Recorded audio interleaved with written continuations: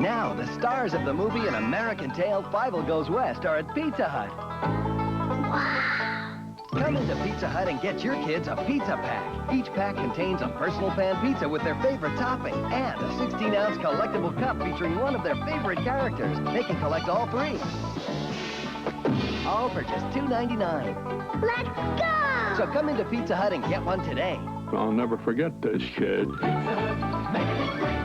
Hey, everybody. Welcome to another fantastic and glorious episode of Nerd with Dre and Jeff. I am the second half of that. My name is Jeff May, and I am Dre Alvarez, known most places as Nerd Numbers, but we're not done, Jeff. What else we got? We're not done because we have another glorious guest on this month's episode. We're very excited to have her on. This sort of happened as a passing. Dre was listening, and he was like, we got to get her on the show. My fine co-host, host of Crawl Space, great stand-up comedian, and absolutely wonderful author. Let's give it up for Kim Crawl, everyone.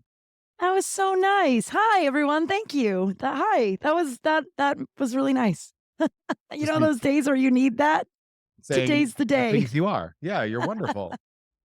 Thank you. You're glorious and lovely and wonderful, and I cherish and adore each and every ounce of you, even though you beat me at our show the other day.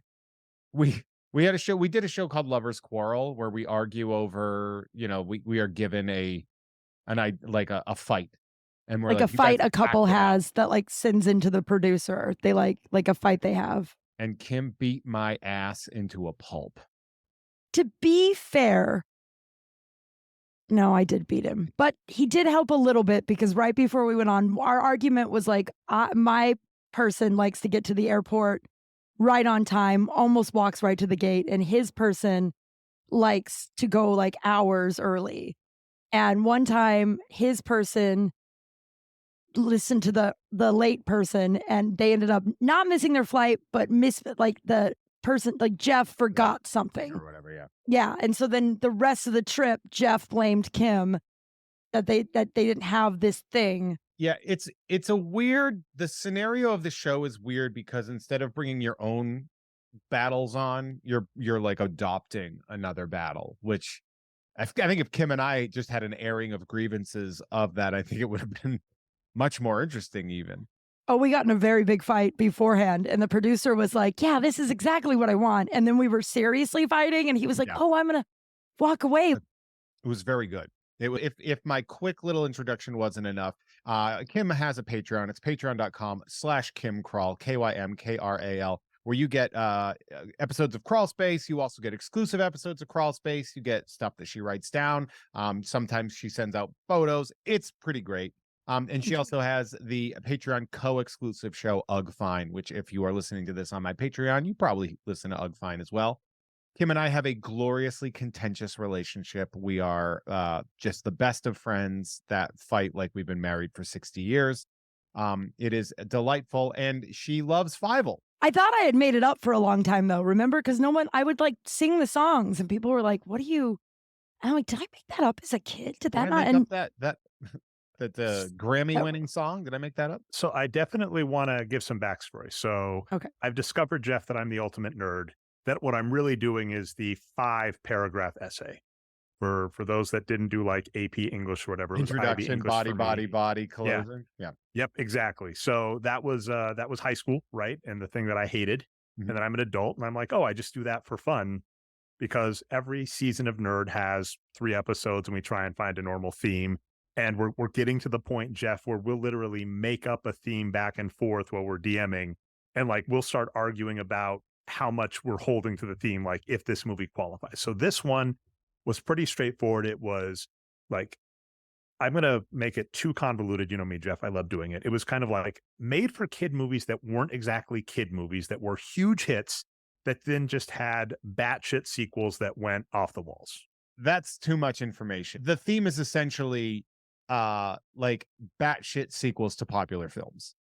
But I added all that other stuff. That's what makes me extra happy, because these all fit a very, very nice niche. I would not classify Gremlins as a kid's movie. I think it hit with kids. I think Gremlins, you even said it. You saw it at age 6. Yeah, most people saw it as kids. I was terrified of it. Yeah, it was remember when, like, it's one of the reasons PG-13 exists is because it But accidentally we're was agreeing PG. because even the Turtles, which we'll get to next, Teenage Mutant Ninja Turtles 2, and arguably month. even Fievel, Don Bluth has lots of adult themes in his kids' movies. Oh yeah, All we're of gonna these talk about movies that. definitely hit the kid audience, and then kind of after the fact, you're like, were these 100% kid movies? So there's that element. But the batshit sequel is more than sufficient. You're right. If I was editing this myself and not the person who wrote the original essay, I would say cut that out. You need one sentence. You don't need four. But I gave us all four, Jeff, because that's what I love. Yeah. And Kim, you are absolutely awesome because we already discussed, go back and listen to the Gremlins 2 episode. Our original one started with Teenage Mutant Ninja Turtles 2, and everything else fell apart. So I kind of had to rewrite it, but I wanted to keep that. And then I thought of Gremlins 2 because Jeff talks about that a lot. He says he has thoughts. Great episode. That episode. That was a great episode. If you're somehow listening to this without the Gremlins 2 episode, make sure you listen to Gremlins 2. That's one of my favorite episodes we've done of the show. But I've never seen Gremlins. You've only seen 2? I've never seen any of them. That's okay. Do yourself a favor there. Gremlins 2 at least is. I haven't watched Gremlins 1 in a while, but we'll watch them at Christmas. Gremlins. They are Christmas movies. Well, the Are first they? one at first. Gremlins 2 is a sure. Lincoln's birthday movie. Is it a Christmas movie the way Die Hard's a Christmas movie, which I 100%. also have never seen? Not 100%. Every year I'm like, I should watch Die Hard. Christmas is a major theme of Gremlins. It is the setting and the theme and all that. It's a big deal. I vaguely remember seeing bits and pieces as a kid, but it didn't really interest me, and it looked scary. So I was like, no, I'm all right. And it's awesome. Yeah. Jeff agrees. So I got those two, and I'm like, those are perfect for my overly convoluted 5-paragraph essay, Jeff. And I'm like, I'm looking for a third, and I couldn't even think which one to do. And Kim, on your show, you just randomly brought up, you're like, I think I made up this movie, but An American Tail. And An American Tail, the movie we're going to discuss today, is Fievel Goes West, has a completely off the wall sequel. And I was like, nailed it. That's perfect. So not only was I like, you solved Nerd season 4. We're on season 4, right, Jeff? Nerd season 4. I was like, please, please, please, can Kim be on the show? And I'll admit I was trepidatious when I like approached Jeff. I was like, if you have time and are able to, I would love it. But I also understand overstep. So I was really excited when you were excited to be on. So this is just perfect. Yeah. Yay. And I was excited to rewatch both of them. And well, different when you watch them years later and as an adult. Yeah, there's a lot more like, man, something's in my eye on this one. Like the first one. The first one I sobbed. An American okay, and that's actually important. So obviously we're doing Fievel Goes West, but you cannot talk about Fievel Goes West without talking about the original American Tail. A massive success in Don Bluth's sort of emotional war against Disney. Disney was at a very low point in the 1980s. They had bomb after bomb after bomb. I mean, the Black Cauldron almost bankrupted Disney, which is I didn't know because that. it's a good movie, but it didn't land. I actually really love the Lloyd Alexander books, so whatever. Anyway, Don Bluth was basically offered money to do his own movie. He went to Disney and was like, I got offered this, and they were like, you won't be able to do it. They like basically laughed in his face. And then he makes The Secret of Nim, which is considered one of the best non-Disney animations of all time. If you remember The Secret of Nim, based off of I believe it's Mrs. Frisbee and the Rats of Nim, a book. Yeah, they changed the title because they didn't want it's Brisbee in the movie because they didn't want to get into any contracts with Frisbee about like copyright infringement and stuff. Oh yeah, for like Blammo or whatever the company was that owned that right. Now, it's interesting because it was a huge success while Disney was just eating it. And like Don Bluth was making great movies, and so Steven Spielberg had at this point in time gotten really into his heritage. And so this was a perfect fit with An American Tail. It is the tale of the Russian Jewish immigrant coming to America, and all of the things that happened to the people in the guise of mice. And you see, what animals represent. It really comes down to, was the American story, or the American Tale, Tale, was that a ruse? Were people being lied to? Instead of the streets being paved with gold, it's paved with cheese and all this stuff, and everybody was very excited. But they were also leaving a hostile place. Mm. If you know anything about Russian history, pogroms, which are sort of systemic attacks on Jews locally, are a very common thing in Russia, in the Russian area. Like currently or back in the I mean, the Jews 1800s? never do well in Russia anyway. But pogroms were going for a while. Oh. They don't do them now in the same way, but you still see that. And the movie literally starts with essentially a pogrom from the Cossacks. And so there we go. And American Tail, they travel over, they get to America, they get to New York. Fievel is separated from his family. Somewhere Out There is sung.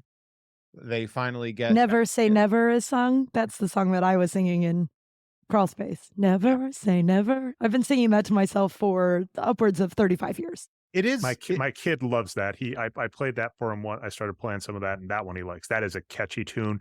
Christopher Plummer. Both of these movies, we'll get to them at some point, have absurd voice acting. We have the has a storied career, but Knives Out being the most recent. That was the huge one.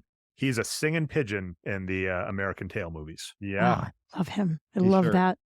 he sure It's is. just, it's so funny because, like, when you're a kid and you're watching this, you know none of this. Like, the point No. of these movies is sort of to teach this, like, history, but no one's telling you this is a history lesson. You're like, these songs are catchy, and I hope Bible finds his mom and dad. And Yeah, you don't really know Fiddler on the Roof when you're a kid to be able to make the analogy of the fiddling father.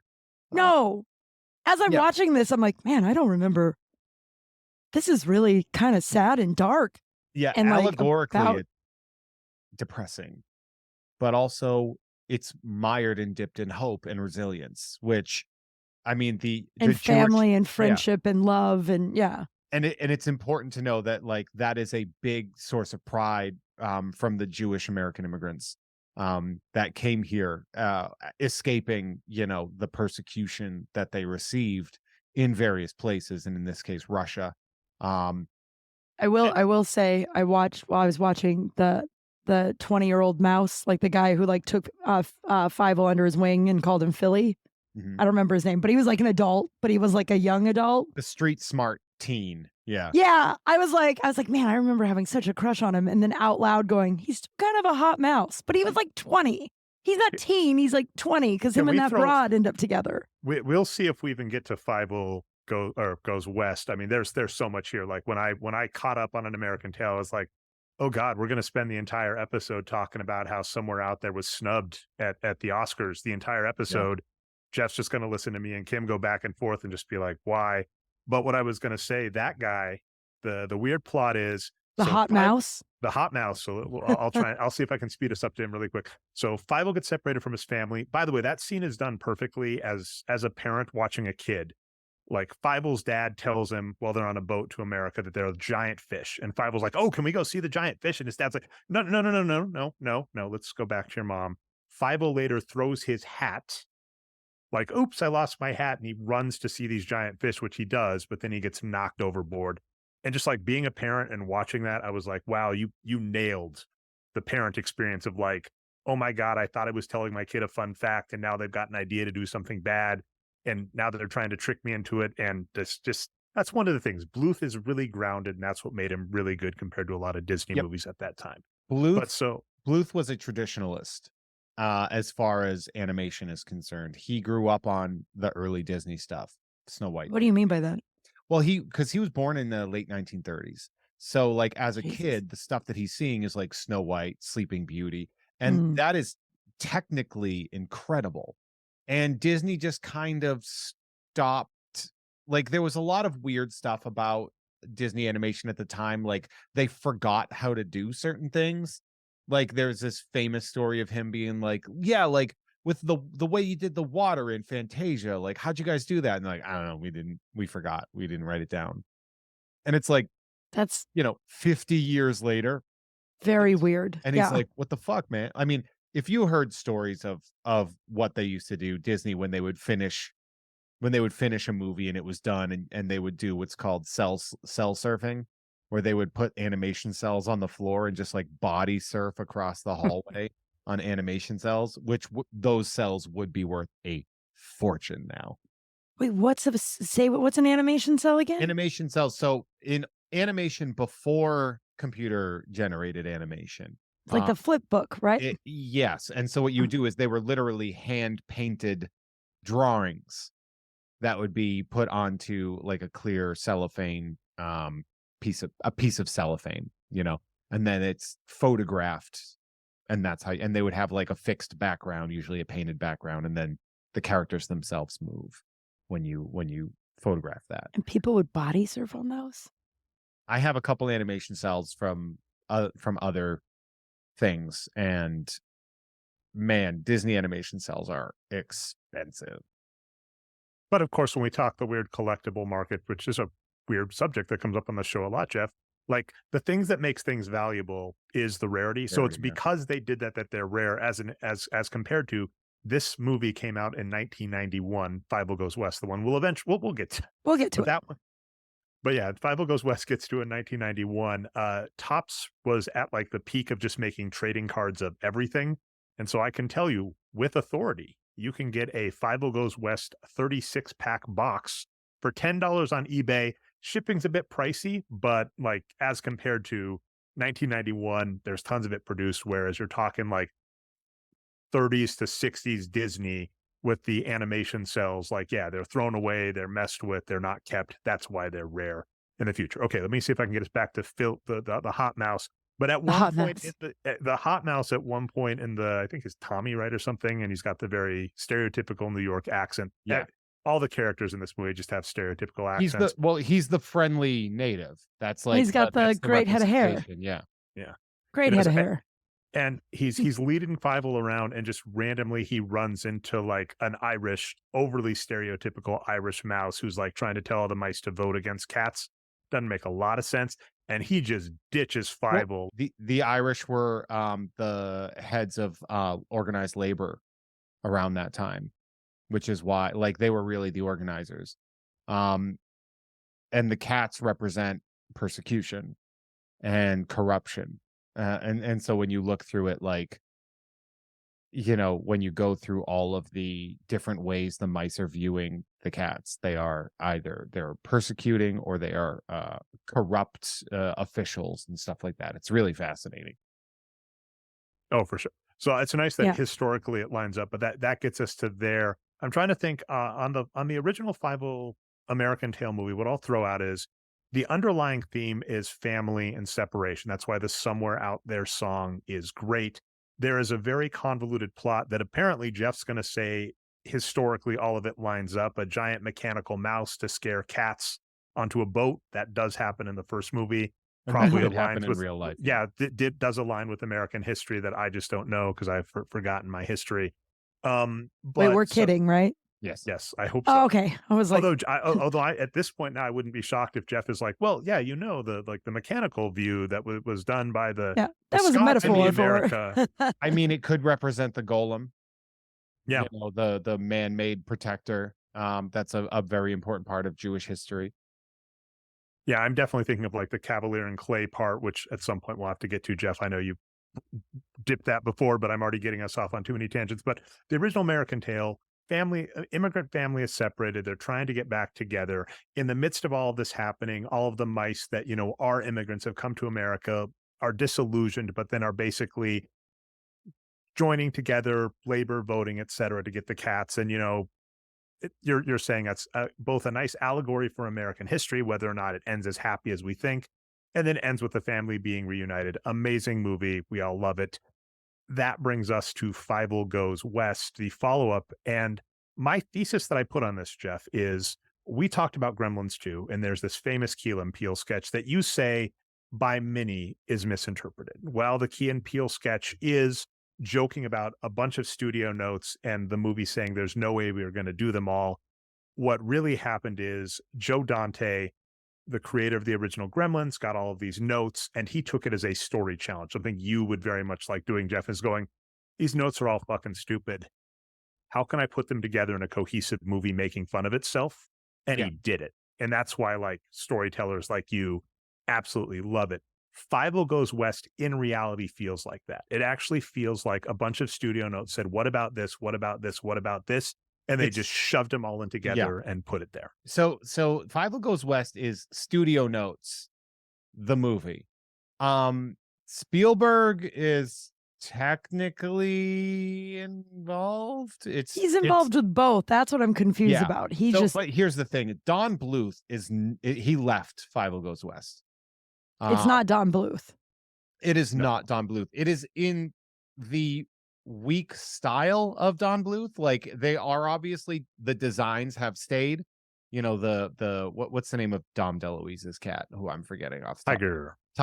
So like they're on model for Bluth's style of animation. You can do somebody's style like that's and I believe that Spielberg technically owned Fievel, owned the American Tail universe. And weirdly, Spielberg, two things. One, he was busy. He was busy at that point in time.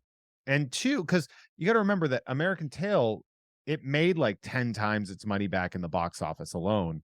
And then just this is when video rental and video sales were really blowing up. So who knows what American Tail pulled in. And they were like, good, let's do that again. And then it became, but make them cowboys. Yeah, it became like, let's get some action in there. Let's make it more actionable. Let's make it more toyetic. Let's do this. Because remember that like the original American Tail didn't have a lot of merch. And 1991, that's a merch era. We're in the post-Batman world. Where I think that's why I thought I made up American Tail. Because there's not, I mean, I guess a simple Google would have been fine, but like it's like the thing is an American Tail is a direct allegory for a cultural immigration that means a lot to a lot of people, but because of the seriousness of that and because of the very specific direction they're going in, it isn't very toyetic. You know, so how do you make something look more toyetic? Make it more like a toy? Give it a cowboy hat and a gun.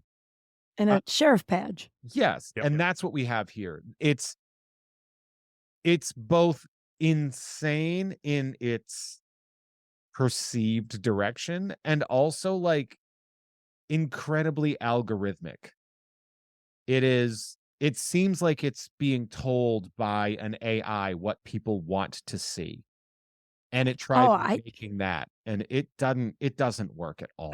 I didn't see it as a kid and I don't remember why, but it was not as easy to get through as American Tail. Like it was like I think I watched it in like 30-minute increments because I was like, I'm going to take a break here. I got through 12, like with both of these. They are both an hour and 15, which for podcast purposes is great. And that's why I think all three of us watched both and why we got so much runway on the first one, because I'll give a spoiler for Gremlins 2. I watched Gremlins 2 with my copious amounts of spare time, which we discuss on the episode, Jeff. I didn't watch Gremlins 1 because it's, I knew it was a long and deep movie. I saw both these an hour and 15. I was 12 minutes into an American Tail, Fievel Goes West, and I was like, how long we got? Really? Dude, this movie pausing, going, is this seems long. 45 more minutes. All right. Yeah. But the thing is like it's there. First off, there's too many characters. Yeah. Why is Tiger? Also, first of all, Tiger did not come off as a straight cat. And now he's got like an overly hot girlfriend. And the second one, like why is she so sexy and hot? And how does that work together? I don't know. That did not match. I mean, that's classic sitcom energy of doofy husband and sexy wife. I mean, look at any sitcom. I know. It annoys. It's annoying. Yeah. Me. No, the first one seemed, to your point, Kim, very coded, where he's like, I'm not like normal cats. I'm a vegetarian. And you're like, oh, okay, we get what you're saying, 80s. You're not allowed to be overt. So yeah, then in number 2, when it's like, oh, why is your girlfriend leaving you? And he's all broken up. You're like, none of this fits with the character we saw in the first movie at all.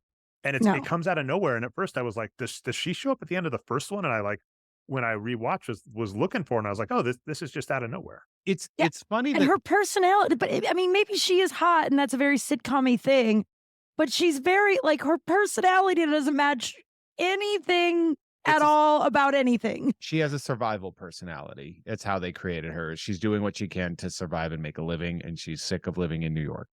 And she wants to go out. Like the idea is, But she's like a weird femme fatale. Like, I got to get out of here, sailor. No one has this blah blah. It just made no sense and just didn't match any of it all. Is all I'm saying. It seems to me that the perceived allegory here is westward expansion. The allegory for An American Tale is very obvious. It's like, what we're leaving Russia. Like it's so Jewish and so specific, and they do not code it, they do not hide it. This is what it is. Mouskowitz, Fievel Mouskowitz. There's like there and nobody care. I mean, I'm sure there was like some fucking pamphlets being released in Arkansas being like, the Jew is putting itself into cartoons, whatever. I'm sure someone cared. Yeah, people care now about everything, and I think the only reason we know that is because of the internet. I definitely got to throw in like time era that people forget, like end of the Cold War, because what I'll throw out, another interesting thing that was happening right now in this period of time, Jeff, is the World Chess Championship was being held between two top Russians, and Garry Kasparov was Jewish, and it was a huge deal, right? That like, and that to your point about like the animosity towards Jewish people in Russia at that time, that was a huge deal because Karpov was the established Russian, like the guy, and Kasparov, even to this day, is very, very critical of like Putin, etc. So that was a big thing going on. So this movie that comes out smack in the middle of the 80s, smack in the middle of the Cold War, and at its premise is Jewish mice are being persecuted in Russia and are coming to the United States, where we all bound together and fight off a common foe. Like that message in that time period is actually like, yeah, it would easily be noticed. And it's kind of funny to your point about how people are like, oh man, modern stuff, adding all these messages. Like, yeah, top things in the middle of when these things were happening have those messages explicitly. Yeah, it's like when you see like Ben Shapiro be like, I don't see how RoboCop is political. And you're like, then you're the dumbest man in the world. Now, I can't believe you still listen to him. Like still like find him, have him in your like. It just shows up. Oh, if I see his name, I just move on. So An American Tale, the allegory lands. The allegory is done well. There is care put into it.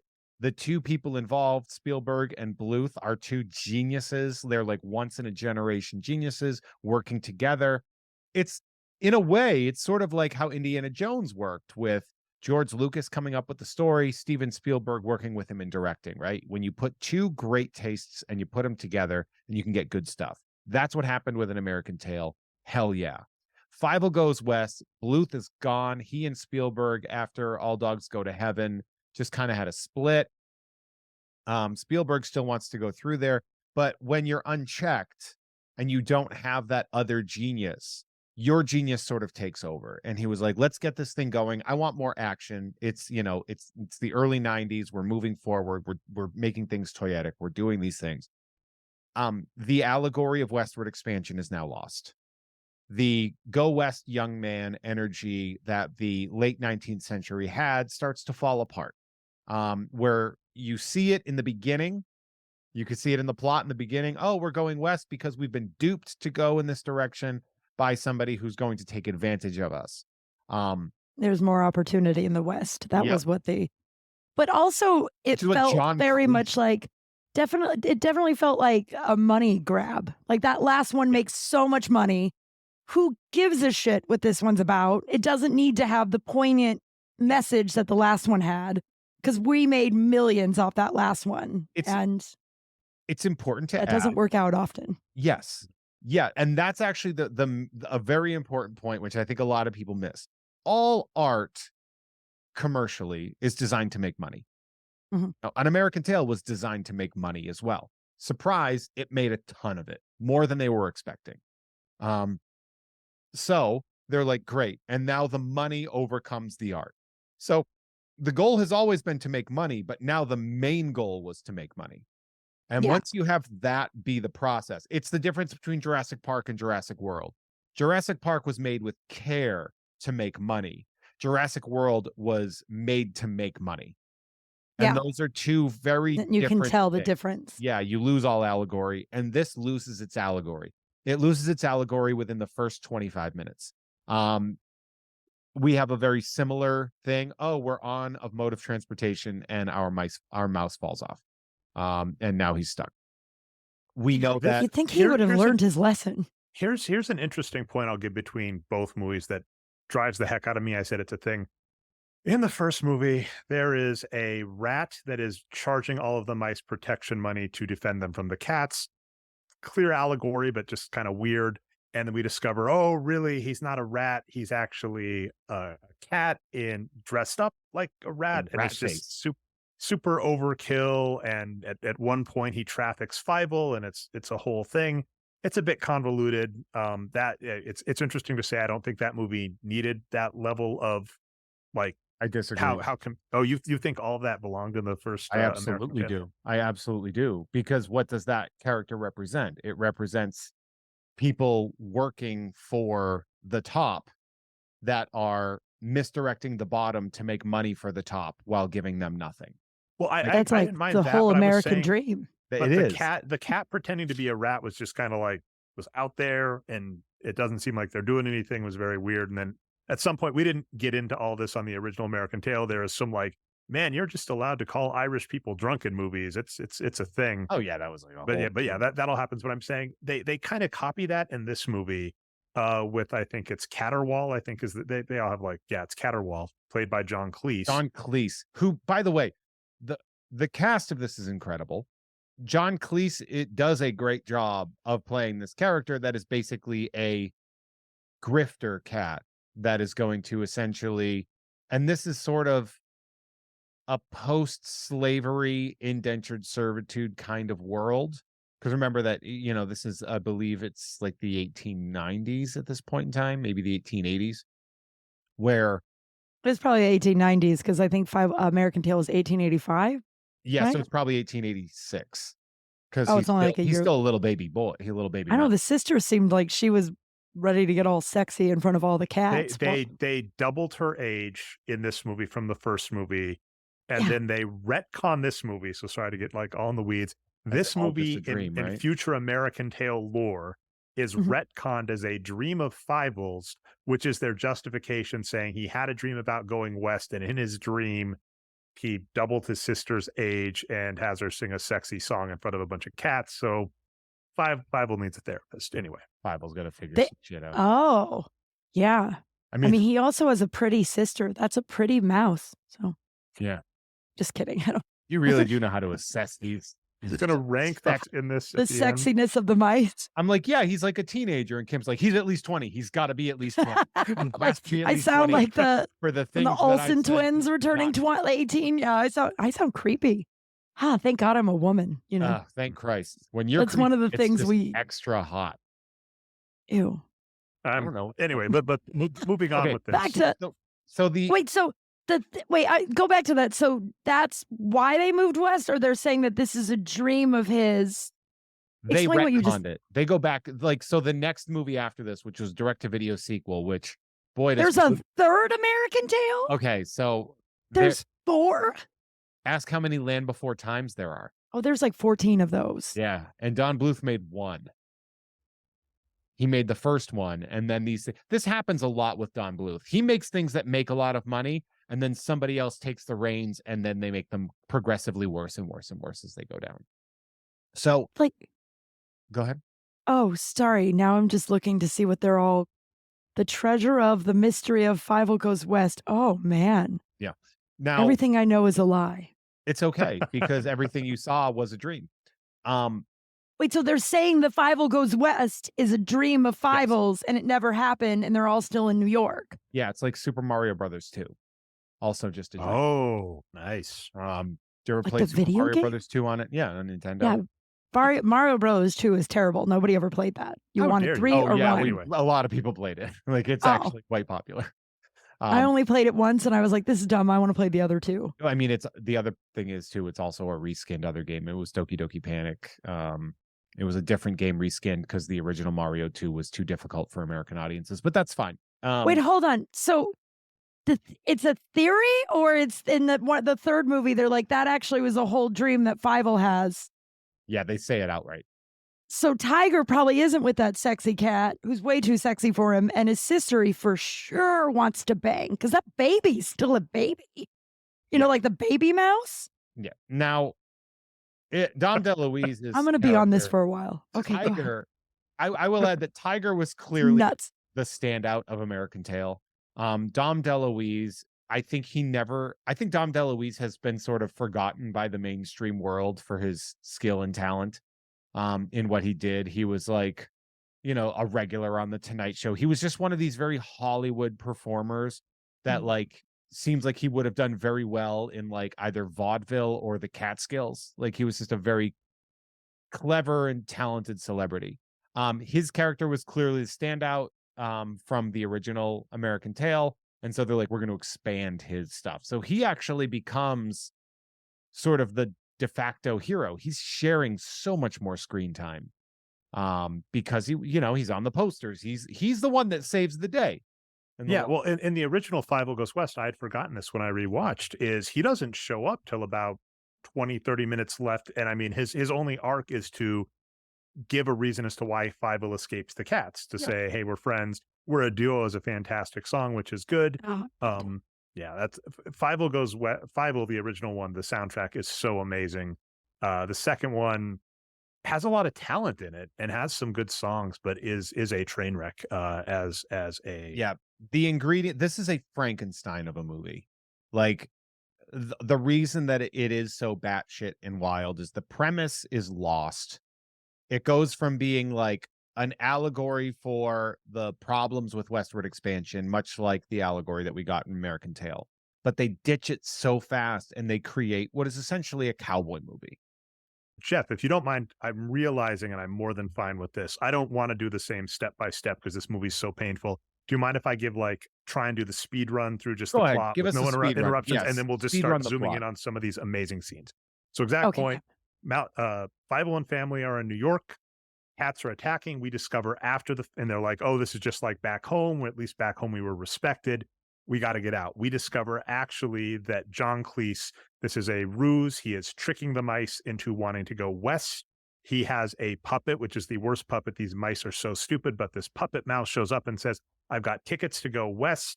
It's better. Cat and mice get along out there. Everything's great. They wind up going west, and it turns out that the cats are building a city. They lie and say, hey, we're all friends out here. We're working together. They try and work together to build a town. Everybody thinks it's great, but we discover nefariously the cats are actually building a giant mouse trap that once the town is complete, they're going to kill the mice. So now they've gotten the mice to do all of their work while simultaneously killing them at the end. While all this is happening, Tiger and Fievel get separated from everybody. Whole thing with both. Tiger ends up, we're going to get into both scenes, but Tiger ends up being a god for a bunch of Native Americans. Fievel runs into Wyatt Earp, played by Jimmy Stewart, who's going to help. You mean Wiley Burp? Wiley Burp, who is really Wyatt Earp, who is going to train Tiger to be an action star, and they're going to come back and have an OK Corral-like fight with the cats. And then now the cats all get kicked out. The mice have built a good town, and they have a life. I think I got the whole plot, if I'm not wrong. Oh, and in the midst of that, Fievel's sister, who apparently at the beginning is such a bad singer, humans throw fruit at her, or a tomato is a fruit. Anyway, humans will throw vegetables and fruit at Fievel's sister. She wants to be a singer. Via the coaching of Tiger's girlfriend, she does become a singer. It's a thing. I think I caught the main points and B plots. It's a movie. It's a movie. It is definitely a movie. Poorly planned money grab that did not pan out, but they, for some reason, did 2 more afterwards. Well, they still which I will think about for a long time. The studios artistic merit is a distant silver medal from the gold medal of profits. Like, yeah, we're in a whole strike right now because of that exact thing. And if they know they can make money by ditching out direct to VHS or DVD sequels that are of lesser quality, they're going to do that. Now, so it's generally the gist of it. We have basically this is sort of a mix of like Tombstone meets parts of, I don't know, like Return of the Jedi. Like, no, but Wiley Burp is like he's like a rundown dog who like lost control of the town. So he like thinks, that was nice. He It's was all, but like he Fievel like represents. revived his heroism at the end. He was like, oh, someone believes I'm still a hero. Yep, because he also represents the myth of the Old West, or at least that's what he was supposed to represent. Like the drunk cowboy. Well, the myth of the Old West being like the heroics that we get when you look at like, Buffalo Bill or Wild Bill Hickok and Wyatt Earp and Doc Holliday, and they're like they've been portrayed on film and as these like huge heroes, and they were just men, usually sopping drunks that got a lot of cult of personality created for them, and they are sort of living off of their own myth. And Wiley Burp is representing that. He's over the hill. He's Washed up. I was gonna say, yeah, and possibly a drunk. They don't specifically show that, but he definitely belches several times, which they must have been obsessed with whatever the belching animation thing they did was, because they've used it several times. The green gas. By the way, that does show like the weird shift between mid 80s and 90s. As you're mentioning, all of these animated films going more toyetic, going more for kids directly, because that's the thing. And then Teenage Mutant Ninja Turtles 2 is actually going to follow a similar thing, which is the first movie gets a lot of leeway, right? In the first American Tale, we got an Irish sheriff or mayor, Irish mayor, just like flat out drunk on the job. And we're showing it explicitly. He's drinking, he's hiccuping. In number 2, as you're noting, I agree with you. I think the dog's supposed to be a drunk. Dog played by Jimmy Stewart, too, which is remarkable. His last film, by the way. Ever?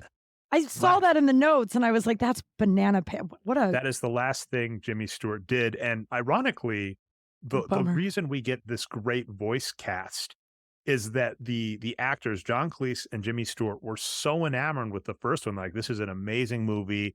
A lot of heart went into it. We would absolutely love to be on the second one. We'll do it for cheaper. And of course, the studios think, okay, we're going to get this is even better. We're going to get these big names for cheap. Our movie's going to do even better. And then they see the final product, and John Cleese is like, I'm not going to do any people, I'm in this movie. No one's going to know I'm not going to go on the red carpet. I'm not going to go on Tonight shows to talk about it. Why on earth would I? So there's some irony where the love and care in the first movie attracted some of the talent to the second movie. And when the second movie is all done, all the talent's like, yeah, I don't want anything to do with this. Which is weird also, because it's not like it's necessarily terrible, but it's clearly a nihilistic cash grab that loses its sense of artistic integrity. And a good example for that is if you were to research American Tail toys, 1986, you have a Fievel plush. That's it. Just a Fievel plush. 1986. Bam. 1991, you have plush, puppets, toys, plastic. I'm going to assume Happy Meal toy, or Burger King or KFC or whatever. Like, it's all like Fievel Goes West has so much merch, and that does show you trading cards for look, I have a box of Fievel Goes West trading cards right here. It's really hard to create art in this world. Yeah, that's all I hear is just like, they're like, cool, this made a lot of money. You're right. It does sound like an AI. They fed it a bunch of stuff and was like, make us something that would do well in this time era. And it was like a wild, wild West movie. It's like they burned up George Lucas and they smoked the ashes. Like, George Lucas knowing how to merchandise. Like, George Lucas might be the best merchandising director of all time.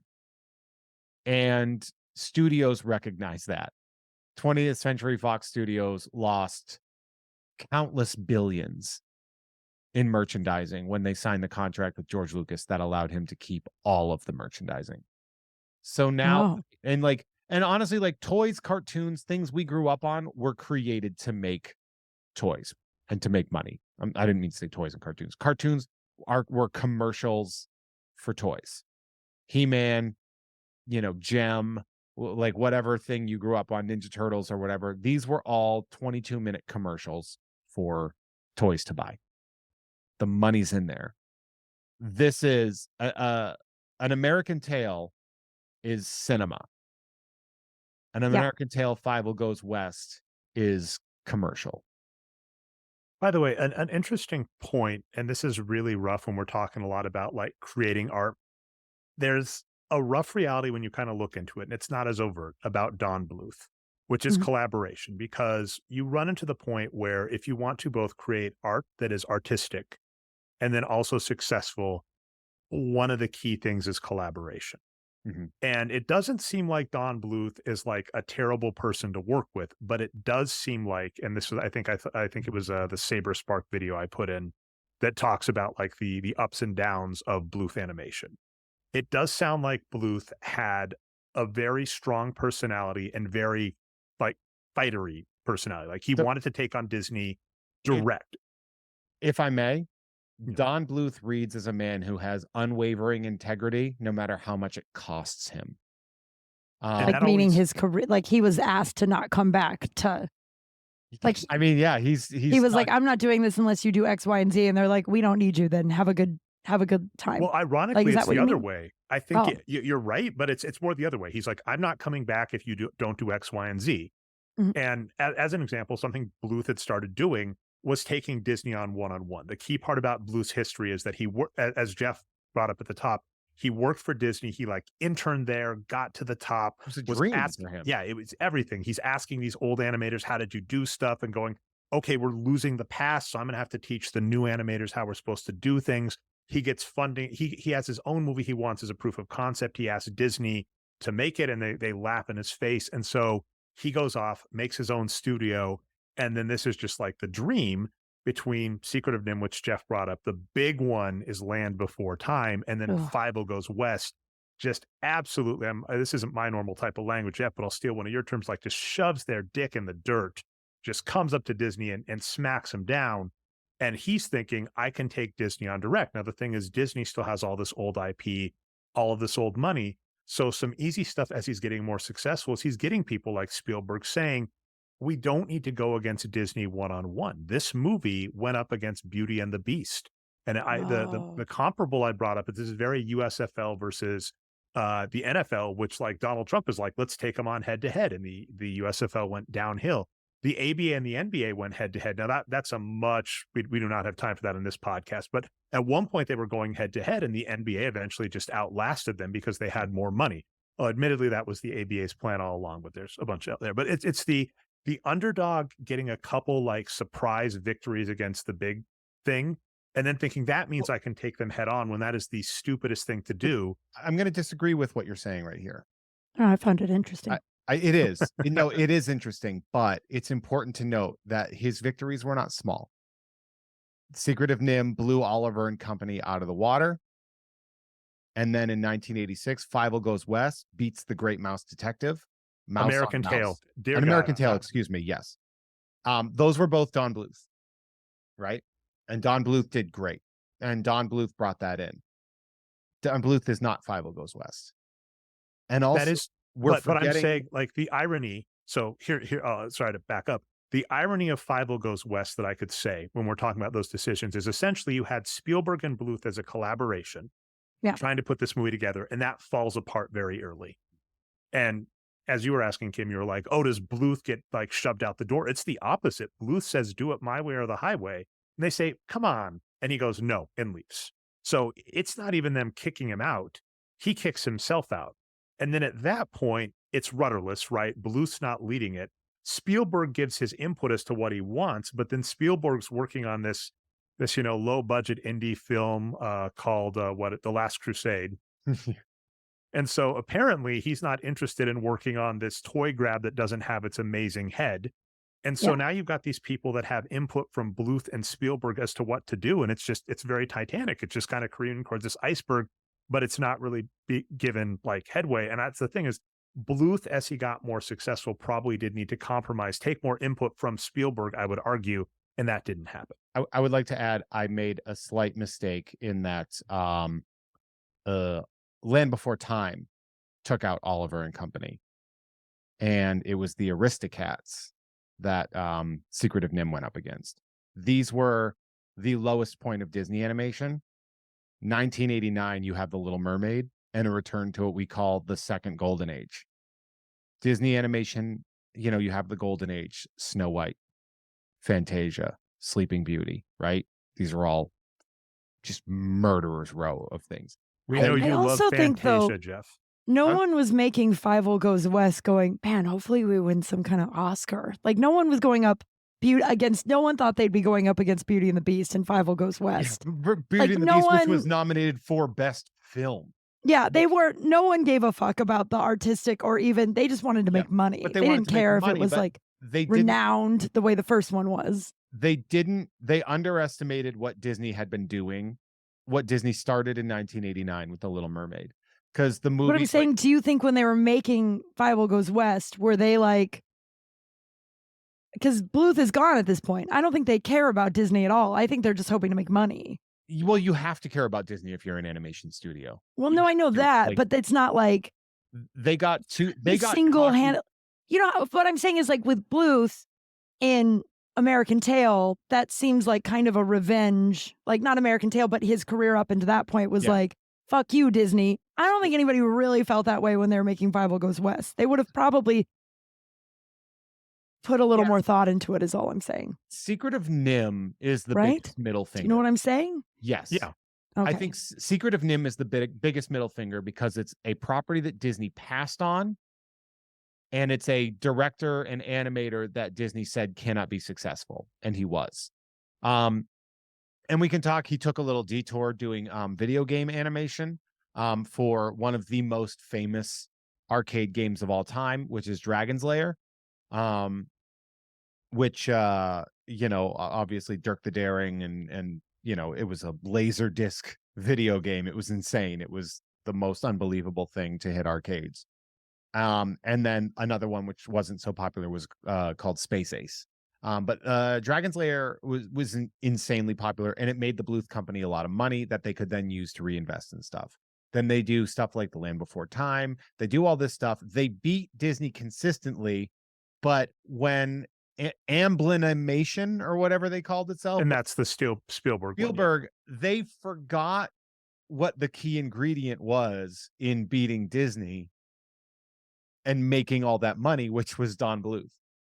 They just forgot that it's like they thought that we have the property, we have the money, and we can rehash this out. Spielberg's like, do whatever, just make the money. And then we end up with this. Now, Spielberg, in his history with animation, is very important. He greenlit Tiny Toon Adventures, basically as a result of the popularity of the Looney Tunes in Gremlins 2, I think, weirdly enough. But that's beyond. I loved Tiny Toon Adventures. It was great. It. Tiny Toons and Animaniacs were both basically direct requests from Steven Spielberg. The hours I've spent laughing at "It's time for another good idea, bad idea" would blow both of your minds. Animaniacs, like, as a child, good idea. as an adult. Turning on the lights. Oh, and interesting. I mean, when we talk ingredients in this movie, I forget if it's the writer or director, but Spielberg basically took one of the bigwigs from Tiny Toons and put him on this movie. And that's what makes this so ironic when we get done is there is so much talent. James Horner is the amazing composer. One of the critiques he get, which is valid, is he borrows a lot from himself. And so this soundtrack has a lot of Land Before Time in it, as well as Searching for Bobby Fischer, one of my all-time favorite soundtracks. So it's not really, this movie hits me extra hard because like we're watching Fievel, and the first one loses family. And then like you hear the notes that are also Littlefoot's mom dying. And just like nostalgic me is just like, this isn't fair. I'm like, that's just like pure unfairness. But like, yeah, like the Tiny Toons person is on this. James Horner is on it. John Cleese, Jimmy Stewart, Chris are on the second one, are on this. So many talented people, and it has no direction, and that's where it falls apart. And actually, I'm curious if you're both cool getting back to some of just the utter insanity of this movie. Because Yes. there are some scenes I definitely want to hear what you both have to say. The one for me, Jeff, it's utterly ironic, is this is one of the most racist scenes I've seen. It's like up there with Peter Pan 1960s with the I Native can't believe this Americans. happened in 1991. It is literally. You're being sarcastic, right? No, like No. 1991 at this point in time, we're in a post Dances with Wolves world, where like Dances with Wolves seemed to be the line where you're like, if you're gonna make a racist portrayal of a Native American, it better be ironic. Like it better be maverick Oh, full of because it irony, where the because Dances with Wolves made a great was great. Dances with Wolves Oh, is I don't. it's a I good only saw it movie, yeah. once, and I don't know anything about Dances with Wolves. As much as it's a white savior, Kevin Costner comes in to be the best Indian, or whatever, or the best Native Jesus American. Christ. It did at least treat Native people with a bit more reverence and apology.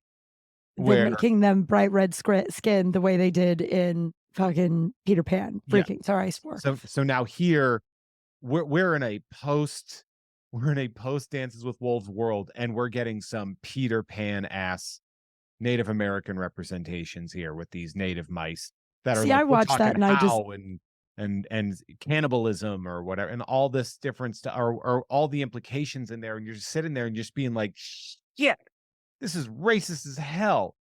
see, I didn't think about the Dances with Wolves. I was just like, yeah, it was like we're still pretty racist now. So 30 years ago, I imagine it's absolutely going to be way worse. So I wasn't as like, I literally was like, well, yeah, we're real racist now. So I'm mad, and we've grown, we've adapted, we've Yes, but kind not of not as grown. artists don't tend to like. Yeah, there are certainly people that are yelling, we need to bring back the Cleveland Indians name and bring back Chief Wahoo. There are those people. Those people are not making movies. Those people No, are going home and beating their wives. Like this is a very Jesus. different this is a different group of people. Like the artists in Hollywood tend to skew more liberal, and And are eons ahead of the time. I know what you mean. Okay, so like yeah. red face is kind of, by 1991 it's starting to be pulled away. There are going to be movies that are going to treat, when you look at like things that are made that are native based, like The Indian in the Cupboard, for example, translating the book, it does sort of handle sort of the white ignorance about native culture as well, and it has the adjustments and everything like that. This is a massive step back. A massive step back, and also confusing for the entire plot line. Yeah, they're like Native American Ewoks. There's no reason for this to exist other than How dare you? I love the Ewoks. I love the Ewoks. but you get the same false start as you do in Return of the Jedi. Oh, they're going to kill us. Just kidding. They revere us as gods.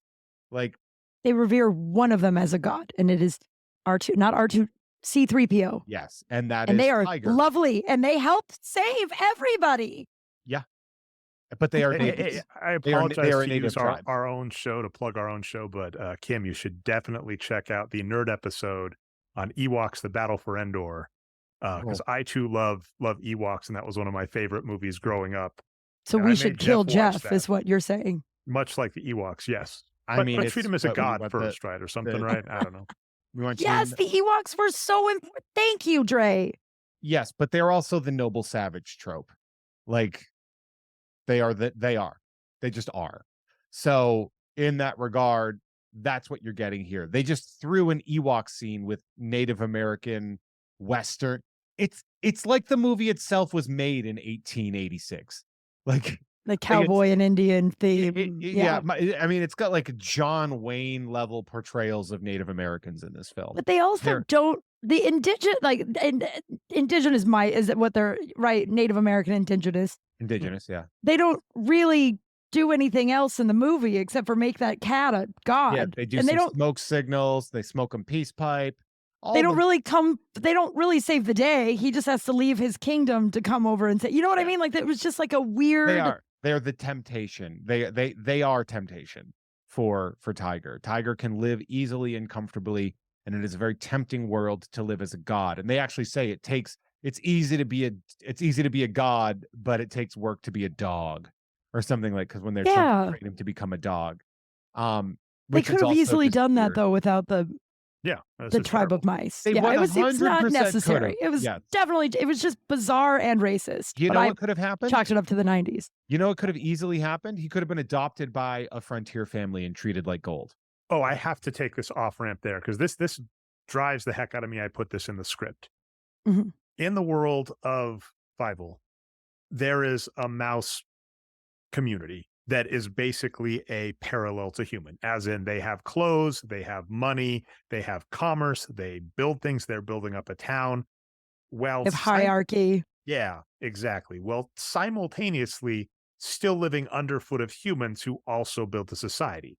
Which So that must be jarring if you're the people walking around seeing a bunch of mice build a functioning society. that's the thing, and we even see it's not even the case where it's other kid movie tropes where like the humans aren't aware. Fraggle Rock would be a great example, right? Where the Fraggles are hidden from humans. Humans have no idea, right? The dog's trying to tell his human, "Hey, these Fraggles are doing something." It's not like Wiley Burp is trying to tell his owner, "Hey, these mice are up to something."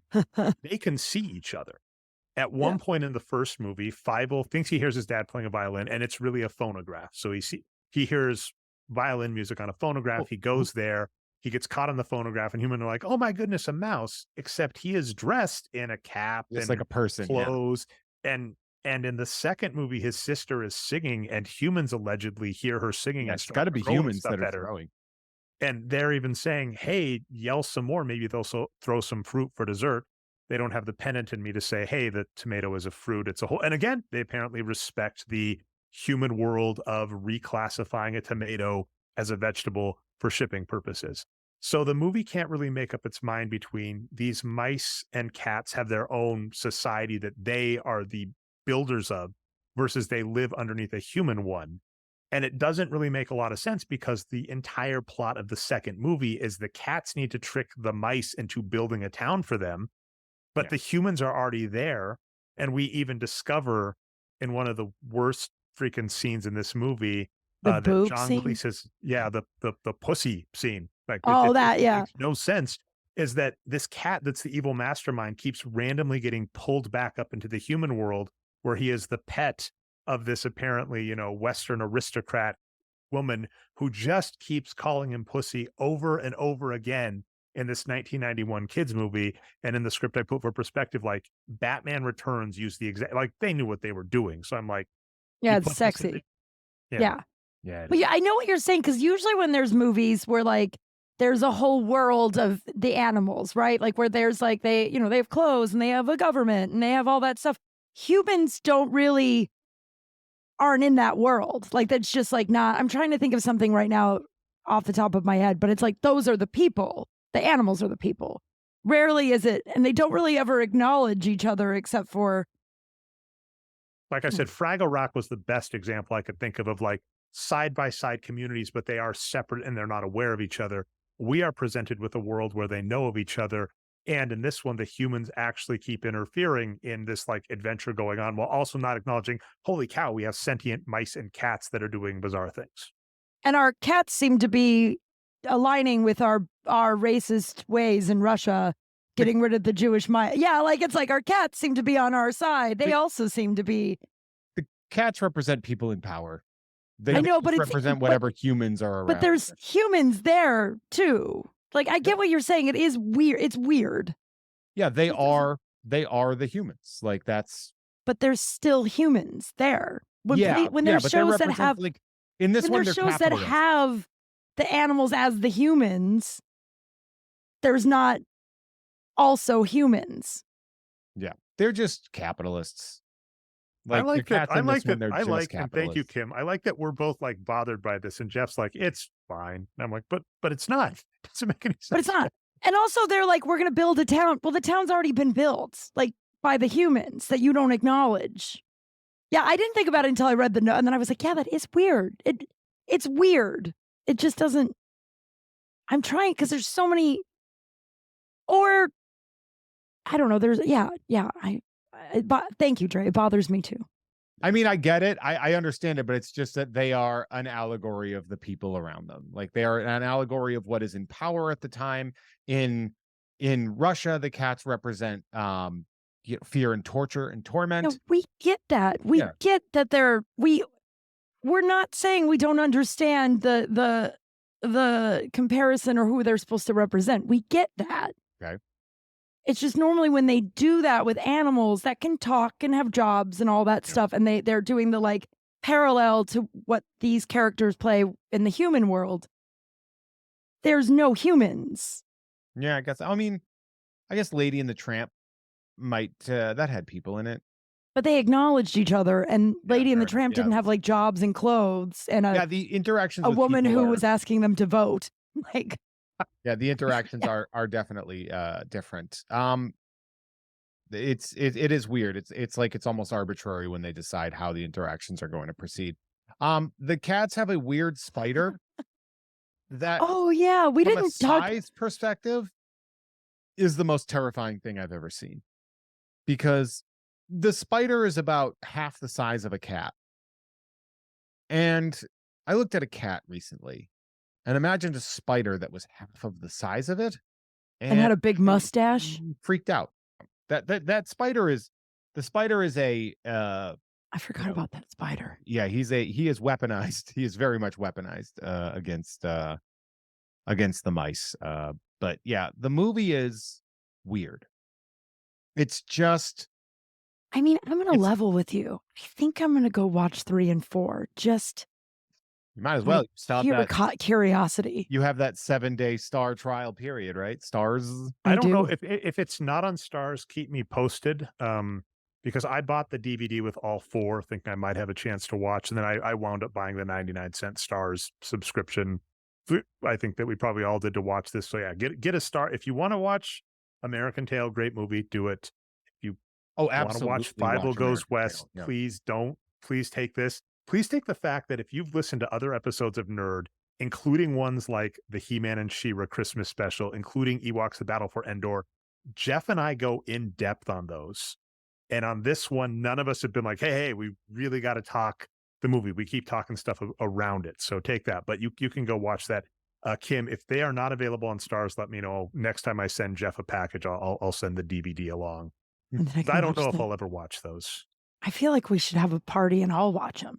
I don't know about that. I'm kidding. Like the one I thing that barely can did make time for remember- anything. I don't know why. I'm like, we'll all meet at my house and we'll watch these 3 movies. Yeah, 2 movies. the one thing that I loved was watching the first American Tail and just being like, God, this is so well done. Like It's so pretty the and just animation is gorgeous. The character styles are good. It's reverent for a neglected and oftentimes punished group of our culture. The Jewish culture is never treated well. And here, Oh. like the story of the immigrants, and to see sort of a good allegory designed for children, but where adults will fully understand what that will be is huge. Like it's so good. And I think you all might want to see it. but Not the second one. yeah, Oh, it is yeah, funny no, the because first Fievel one, Goes yeah. West. Once I watched it, I was like, what are we going to talk about? Because it's just like, I knew what we were going to talk about, obviously, but I was just like, I find good in almost everything I'll watch. Yeah. And it was fine. This- They made some money. One of the very interesting things about Bluth animation that Disney pulled away from is that Disney stopped offering complex, depressing, and genuinely scary things in their films.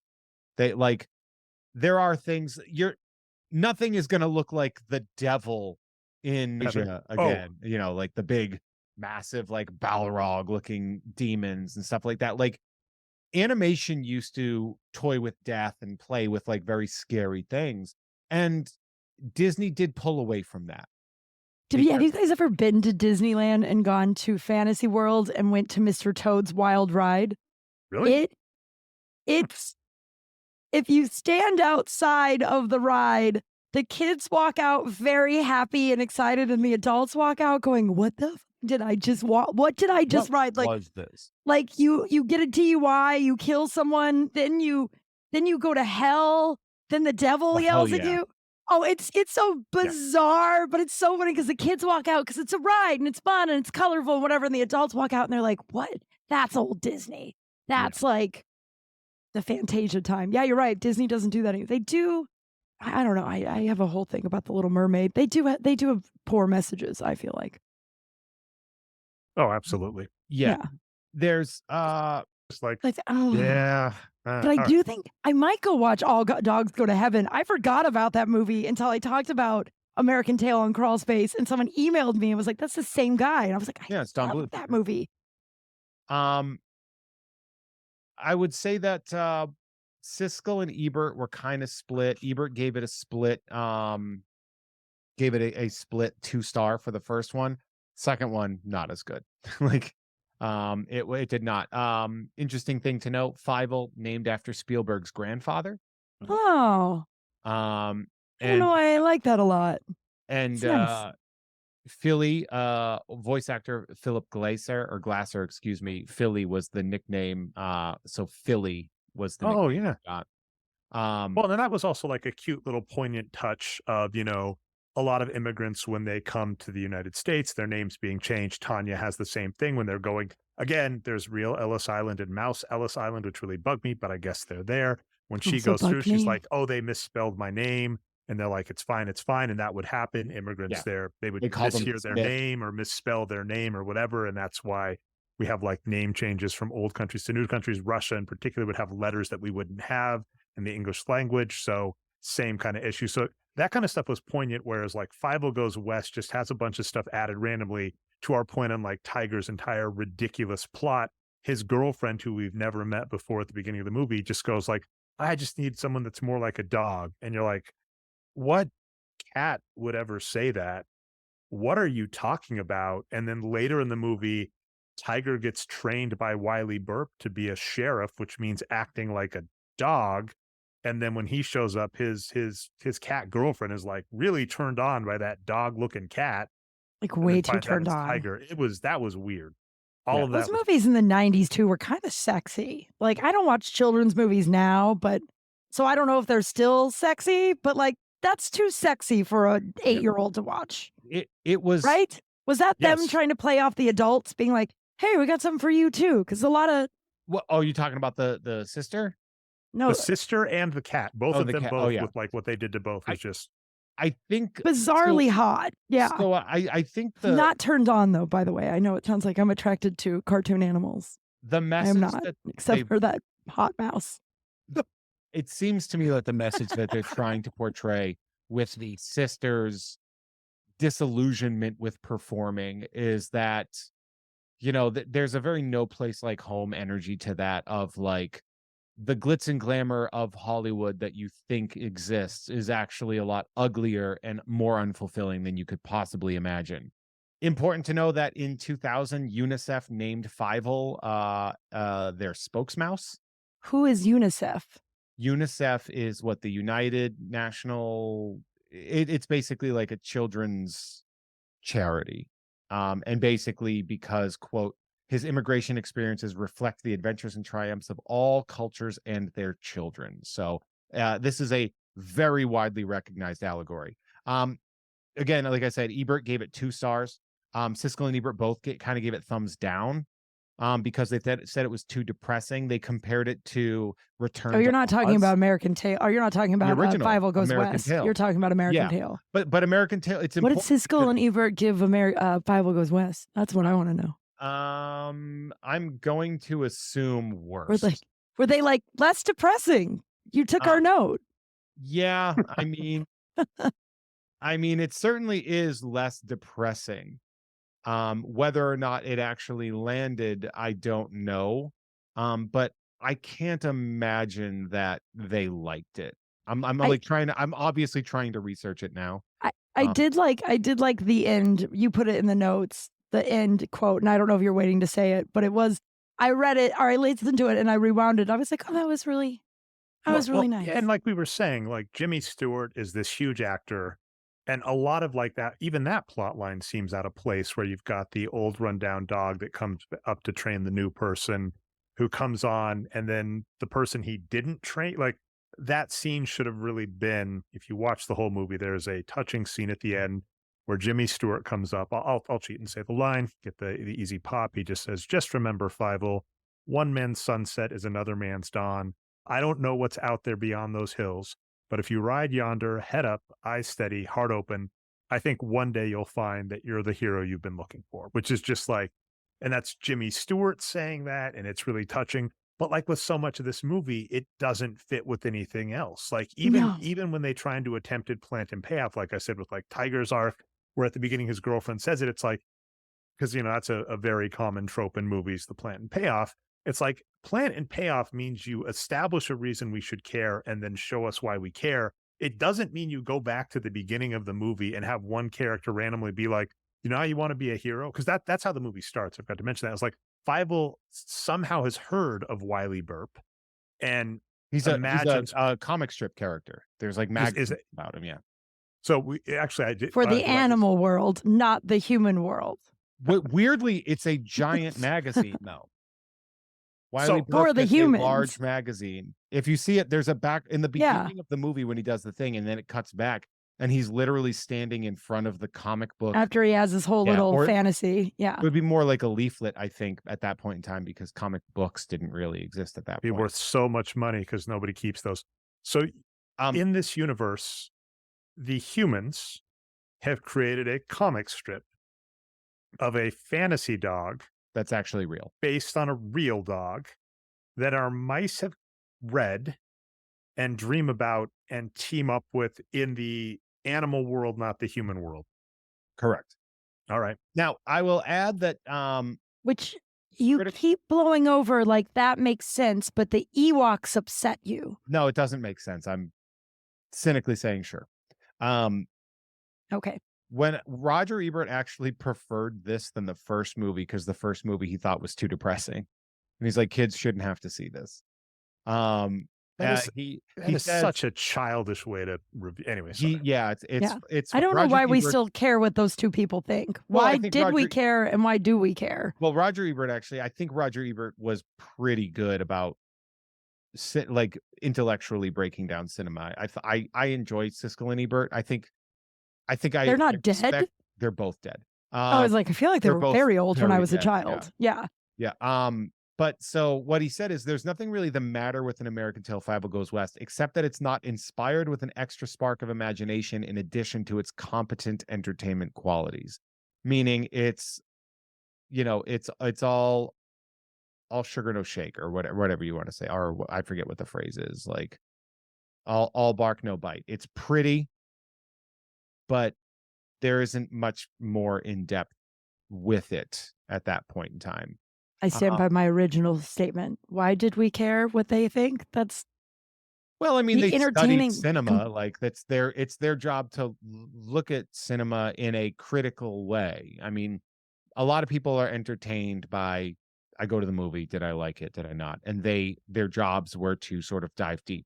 They were definitely an early podcast, like, because you're mentioning Jeff, and I know you were watching some of the shows, and I couldn't read I watch quick it all the time. Yeah, I couldn't read quick enough to see the the link to the episode. So I may go watch their actual critique. I think it's Adam's Family Values is on the same episode. So I'm actually excited because that's like an example of an big excellent 1991 era. Yeah. Yeah. So, but they were very much podcasters. So, I mean, I think it very much is in the vein of like enjoying listening to you and Jeff talk about something and not necessarily agreeing with one or both of you or having fun with that. Because like, as an example, they have a critique of The Wizard, and I haven't gone back to this yet, Jeff, but like, I really want to explain why their critique is right and wrong. So, but it's very much podcast. You listen to two people talk. They were both enjoyable personalities. They thought, well, they're just 100% wrong in this case, which we all agree on. I think they are. It's maybe from a technical standpoint, I don't even think it's technically better than an American Tale. I think it's less bleak. It is a bit more Hollywooded up, both literally and figuratively. And I also like I like the idea that the last thing Jimmy Stewart ever said in a movie was that line. I just want to say that it's a nice cap to the ending, even though that was a confusing ending for this, but it was a nice ending. Yes. Okay. So that's also very important to know that it seems like this. Remember, I said earlier in the thing that this movie is a Frankenstein. That it is Frankenstein. It is a movie. I had a weird childhood, so I didn't see lots of stuff. Okay. It's a movie that is built up of the parts of other movies crammed together. That Jimmy Stewart bit at the end, when I saw that, I was like, okay, that's the best part of the movie is this, because like, Jimmy Stewart, and also just, I don't know, how did Jimmy Stewart feel about this? Because they're basically talking about, it's a man reading lines about his own death, basically. I mean, Jimmy Stewart was not long for this world when he recorded that. So Does that mean he died pretty quickly after? What is Yeah. long for this world? yeah, not long for this world, meaning he doesn't have a lot of time left. Oh. To do that, to do this bit is obviously, it is, I think it's beautiful. I think it's poetic. I think it's fucking weird. That belongs in the last movie. And they crammed it into this cynical cash grab Burger King Kids Club toy movie. This movie is clearly more fun. It's clearly designed to entice children to have a good time, buy some toys, get a Happy Meal or whatever, wherever the sponsorship was coming from at this point in time. And yet it has none of the artistic strength of the first film. None of the beauty. It's like, it's polished, but it's kind of like fool's gold. Oh, you no, know? I put a note on that I have a comment on when we talk art, and this applies to like video games as well, in my opinion, which is the first American Tail is Don Bluth, and it's stylized. It's like looking at a painting, and so it ages really well. Steven Spielberg gave the feedback he wanted these all cell, he wanted all cell drawn. So like we're starting to come away from it, right? We're starting to go to the digital era where we're not having as much animation, right? I think Disney, Lilo and Stitch, I think was the end of Disney's hand-drawn animation, and of course even that's like outsourced, I think, to probably Korea by that point. But Oh. he kind of wants it done that way, and he wants it really action paced, and he wants lots of cuts, and it looks better from a technical standpoint than the first one, but it ages worse. And Oh my I know it's a God. hard sentence. I was going to say, in that the first one looks like a piece of art, and when I look back at it, I still like it. Like Final Fantasy VII would be a good example, where the graphics are much better nowadays, but looking at that still holds up, and I can play it and enjoy the look and feel. And Fievel Goes West, by that time, Disney had caught up to where the point where Steven Spielberg putting all of this effort into making it look crisper literally made it look like a Disney afternoon cartoon. Yeah, because you're right. It's like the American Tail is old. Obviously, it's older animation, but it's still beautiful and still timeless and artsy. And Five Will Go West is like campy and like Oh. yeah, wow. I liked that. Sorry. Thanks. I was actually wrong about something. Oh, wait, hold on. I know. I love Say it. it. No, it's not that you're not ever wrong. It's that you don't ever say those words. I was actually wrong about something. So here's You're always wrong. American Tail did have a Happy Meal, the first one. And Yeah, I instead of felt like that toys, wasn't true when you said that because I remember But it wasn't really being into toys. that movie. there were no toys. What was it? A book. It came with books. There were no toys that Sure came that- with the Happy Meal. They came with little books, and they had like the Happy Meal box. Where does Fievel's go? If you want to see like where Fievel Goes West went, because Disney was kind of poison for McDonald's during the 80s. It wasn't until The Little Mermaid came out in 89 that they bought into them again. I've heard these It's really toys. good. And I think I had that stocking. Fievel Goes West. Yeah. Pizza Hut tie-in. That's a bit of a step down, I would It's assume. just weird because I remember Pizza Hut being the book place. Remember you used to book like it. read books? You'd Yeah. read books and get a You personal book it, pan yeah. pizza. Oh, yeah. Which is so bizarre now that they don't, one, do that, and two, that they ever did that. Somehow at the same time, they both exist, that it's weird. Yeah, it was just really interesting when I was like looking, because I was researching American Tail McDonald's stuff while we were talking about it and like what was being released in the 80s. And yeah, it was a series of books in 1986 that were released. And the mid to late 80s war between Disney and Don Bluth films from 86 to 89, McDonald's would market gift certificates, Happy Meal items, ornaments, and cups featuring characters from Don Bluth. And then Disney films similar to the particular Don Bluth picture. The American Tail tie-in of December of 1986 was the start of it all. I kind of want to get these books now, by the way. I think I remember having these They're books. probably accessible. They're not too expensive. Interestingly enough, Tony, the hot mouse, his book is like the cheapest. He's $2.99. Ooh, the hot mouse. Yeah. Oh, I did have the hot mouse. I do see these books. I totally had these books. You love that hot mouse. I've got I to see did if, have the hot mouse book. Oh my God. I've got to see if this lands, by the way, Kim, because we're both Colorado natives. I think both Denver. Yeah. I don't know if I'm just fake remembering this, but I seem to remember seeing Fievel Goes West at the Tivoli and really, really liking it because I think they had a Cinnabon there. I didn't see Fievel Goes West, but I know the Tivoli. Or the first one, American Tail. And then I was still excited about the second when it came out, in part because I had a younger brother. So it was like, I loved American Tail. I had good memories. Might just be the Cinnabon, but it was a good movie too. And then when the second one came out, I had a younger brother. So of course I wanted to go see that too. I don't think I've ever been to the Tivoli. And when you said that, I'm like, I don't think I've ever been there. It's downtown by it's Metro. downtown, like where Metro is, yeah. Yeah. I don't think I've driven by there. Well, I I've forgot walked by you're there. both Colorado people. My brother, biggest Broncos fan ever. And we went and saw the Denver Nuggets win their first title. And he's a huge Broncos fan. I'm a big Nuggets fan. He didn't have anything to wear. So he went in Denver garb. He went in the Broncos jersey, and then Peyton Manning was in the audience. So he's a huge Broncos fan. Peyton Manning's there. He's wearing a Denver Broncos shirt for the Denver Nuggets to win. And I was happy that you ended up liking that photo after the fact, because I was like, if anybody's going to like this reference, it's Kim. Oh, I call them the basketball Broncos. Exactly. And the basketball hockey team, or the Broncos hockey team. Yeah, the Avalanche. Exactly. Yeah.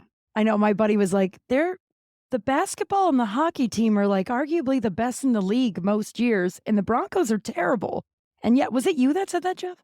I mean, I don't think I said it that specifically. I said, but the basketball team is dominant and basketball Broncos or Broncos basketball. The episode of the now you don't even like this show, I forget which spinoff, or the unpopular opinion at the time, where you talked about Russell Wilson. It was very cathartic as a Denver person to hear another Denver person talk about it. So I hate that guy. Yeah, we all do.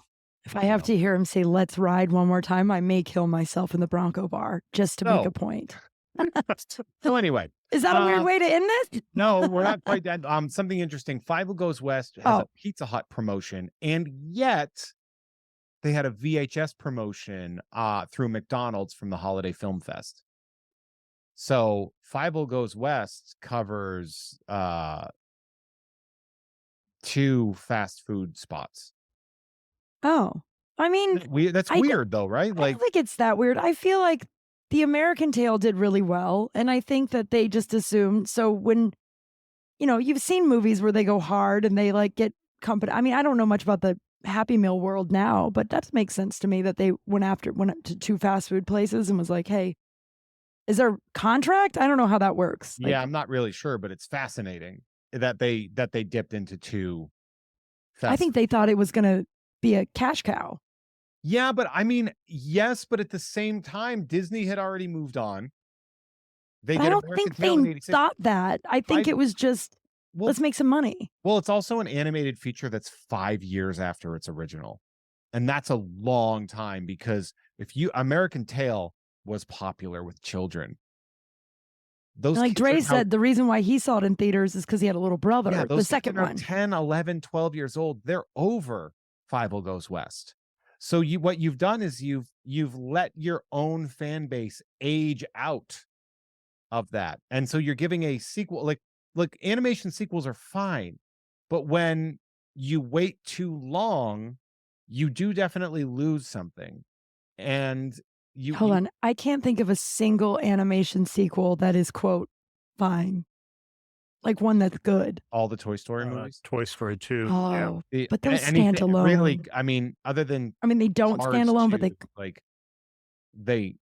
but those are also technologically insane. Like those movies are just and they're for everybody. They're not children movies. They're for everybody. For the most part. I've seen every Toy Story as an adult in the movie theaters. Same.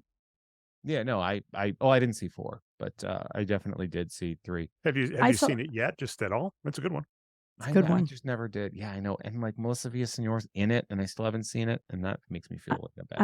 I saw 3 on a Bumble date, not a Bumble date. I think it was Plenty of Fish, whatever's big back then. Cry. Oh, I sobbed my heart out. This poor guy was like, "Can I get you something?" And I was like, sobbing, like he had to console me.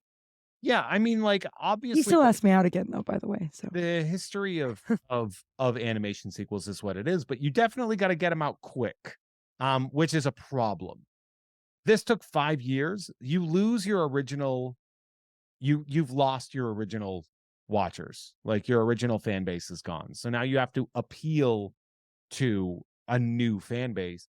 McDonald's clearly is not too invested in the belief of the tie-in, of the promotional tie-in.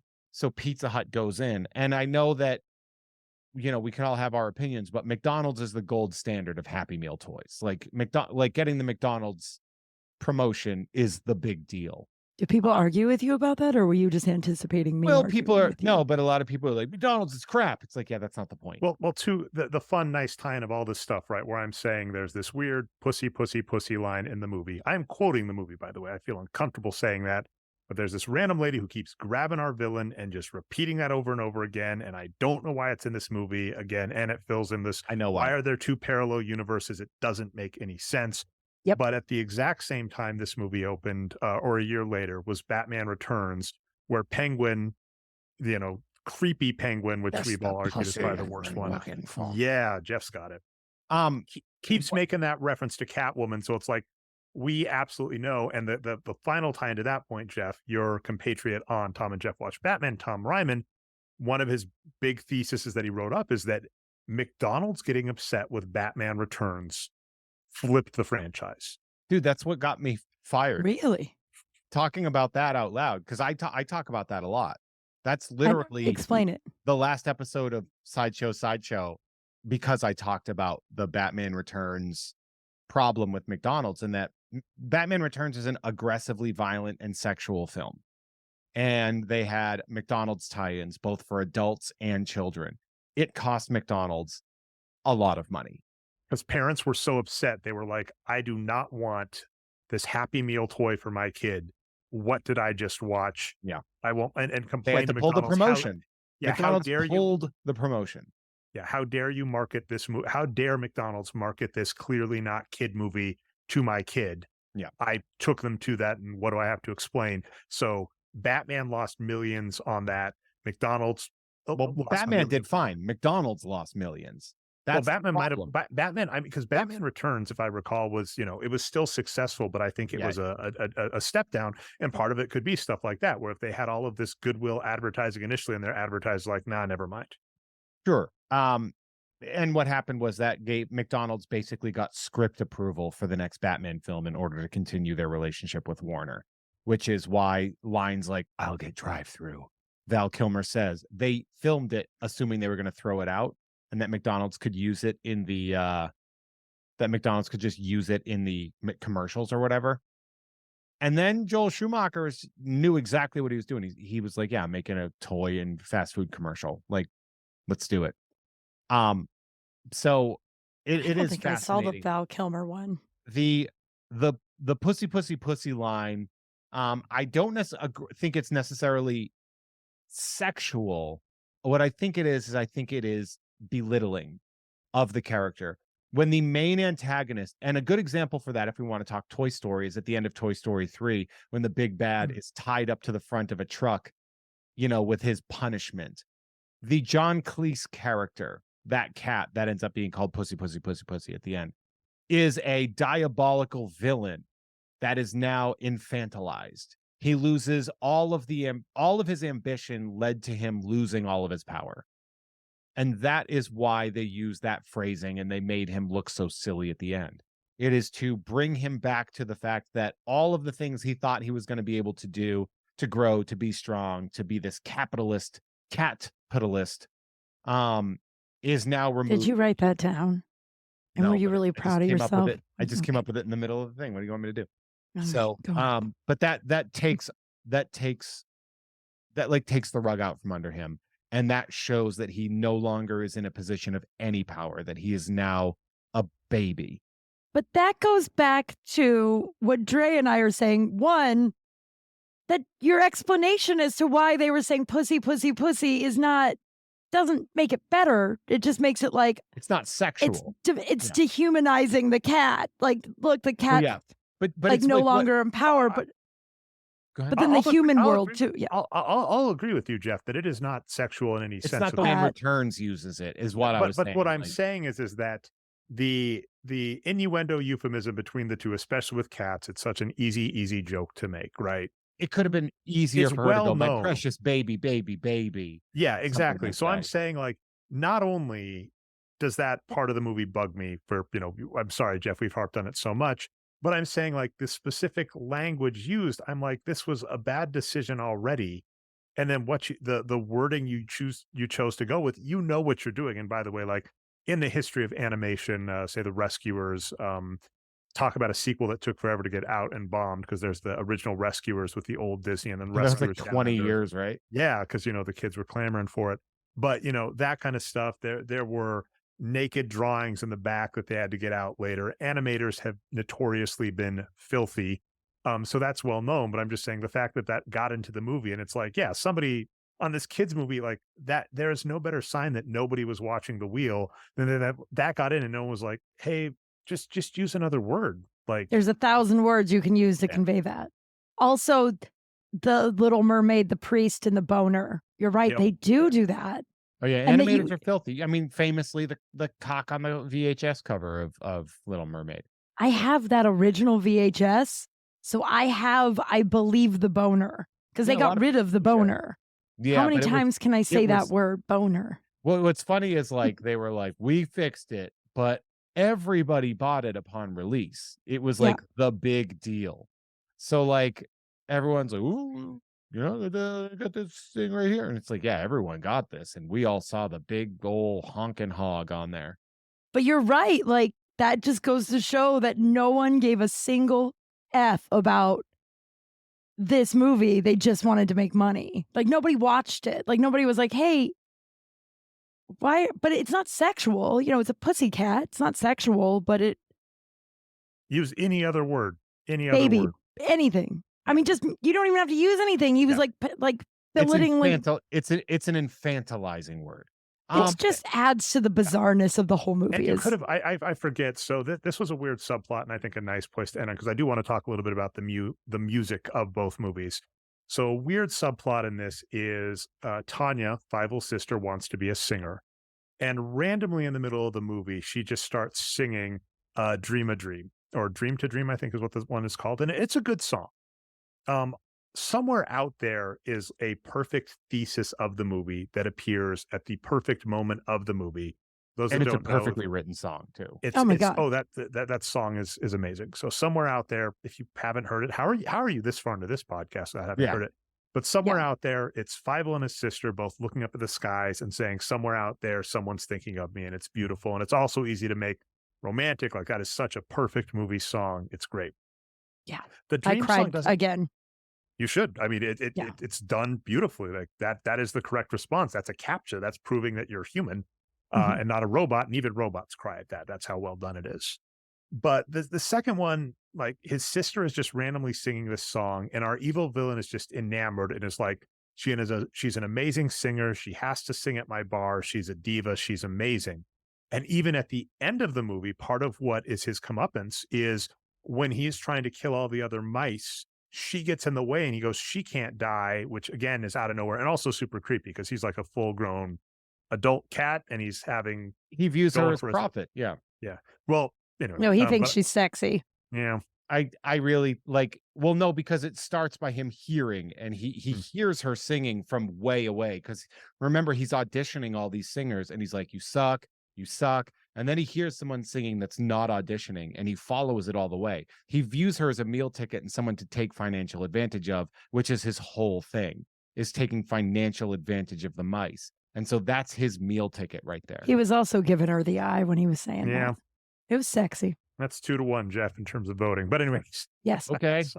sorry. Both can exist at the same time, by the way. I Meal really ticket think- and wanting to bang the mice or I the think mouse. they made it a really specific point to not make it sexual. I think they did make a if very they were trying clear to line not of do it, delineation. they failed, because don't forget, like, part of what happens when she gets put in the bar is she gets makeup and blush put on and all that. And then she Mhm. sings a song about how your wife's out flirting with other guys, is the one that she wins the cats over with. But yeah, we have that weird subplot of her wanting to be a singer.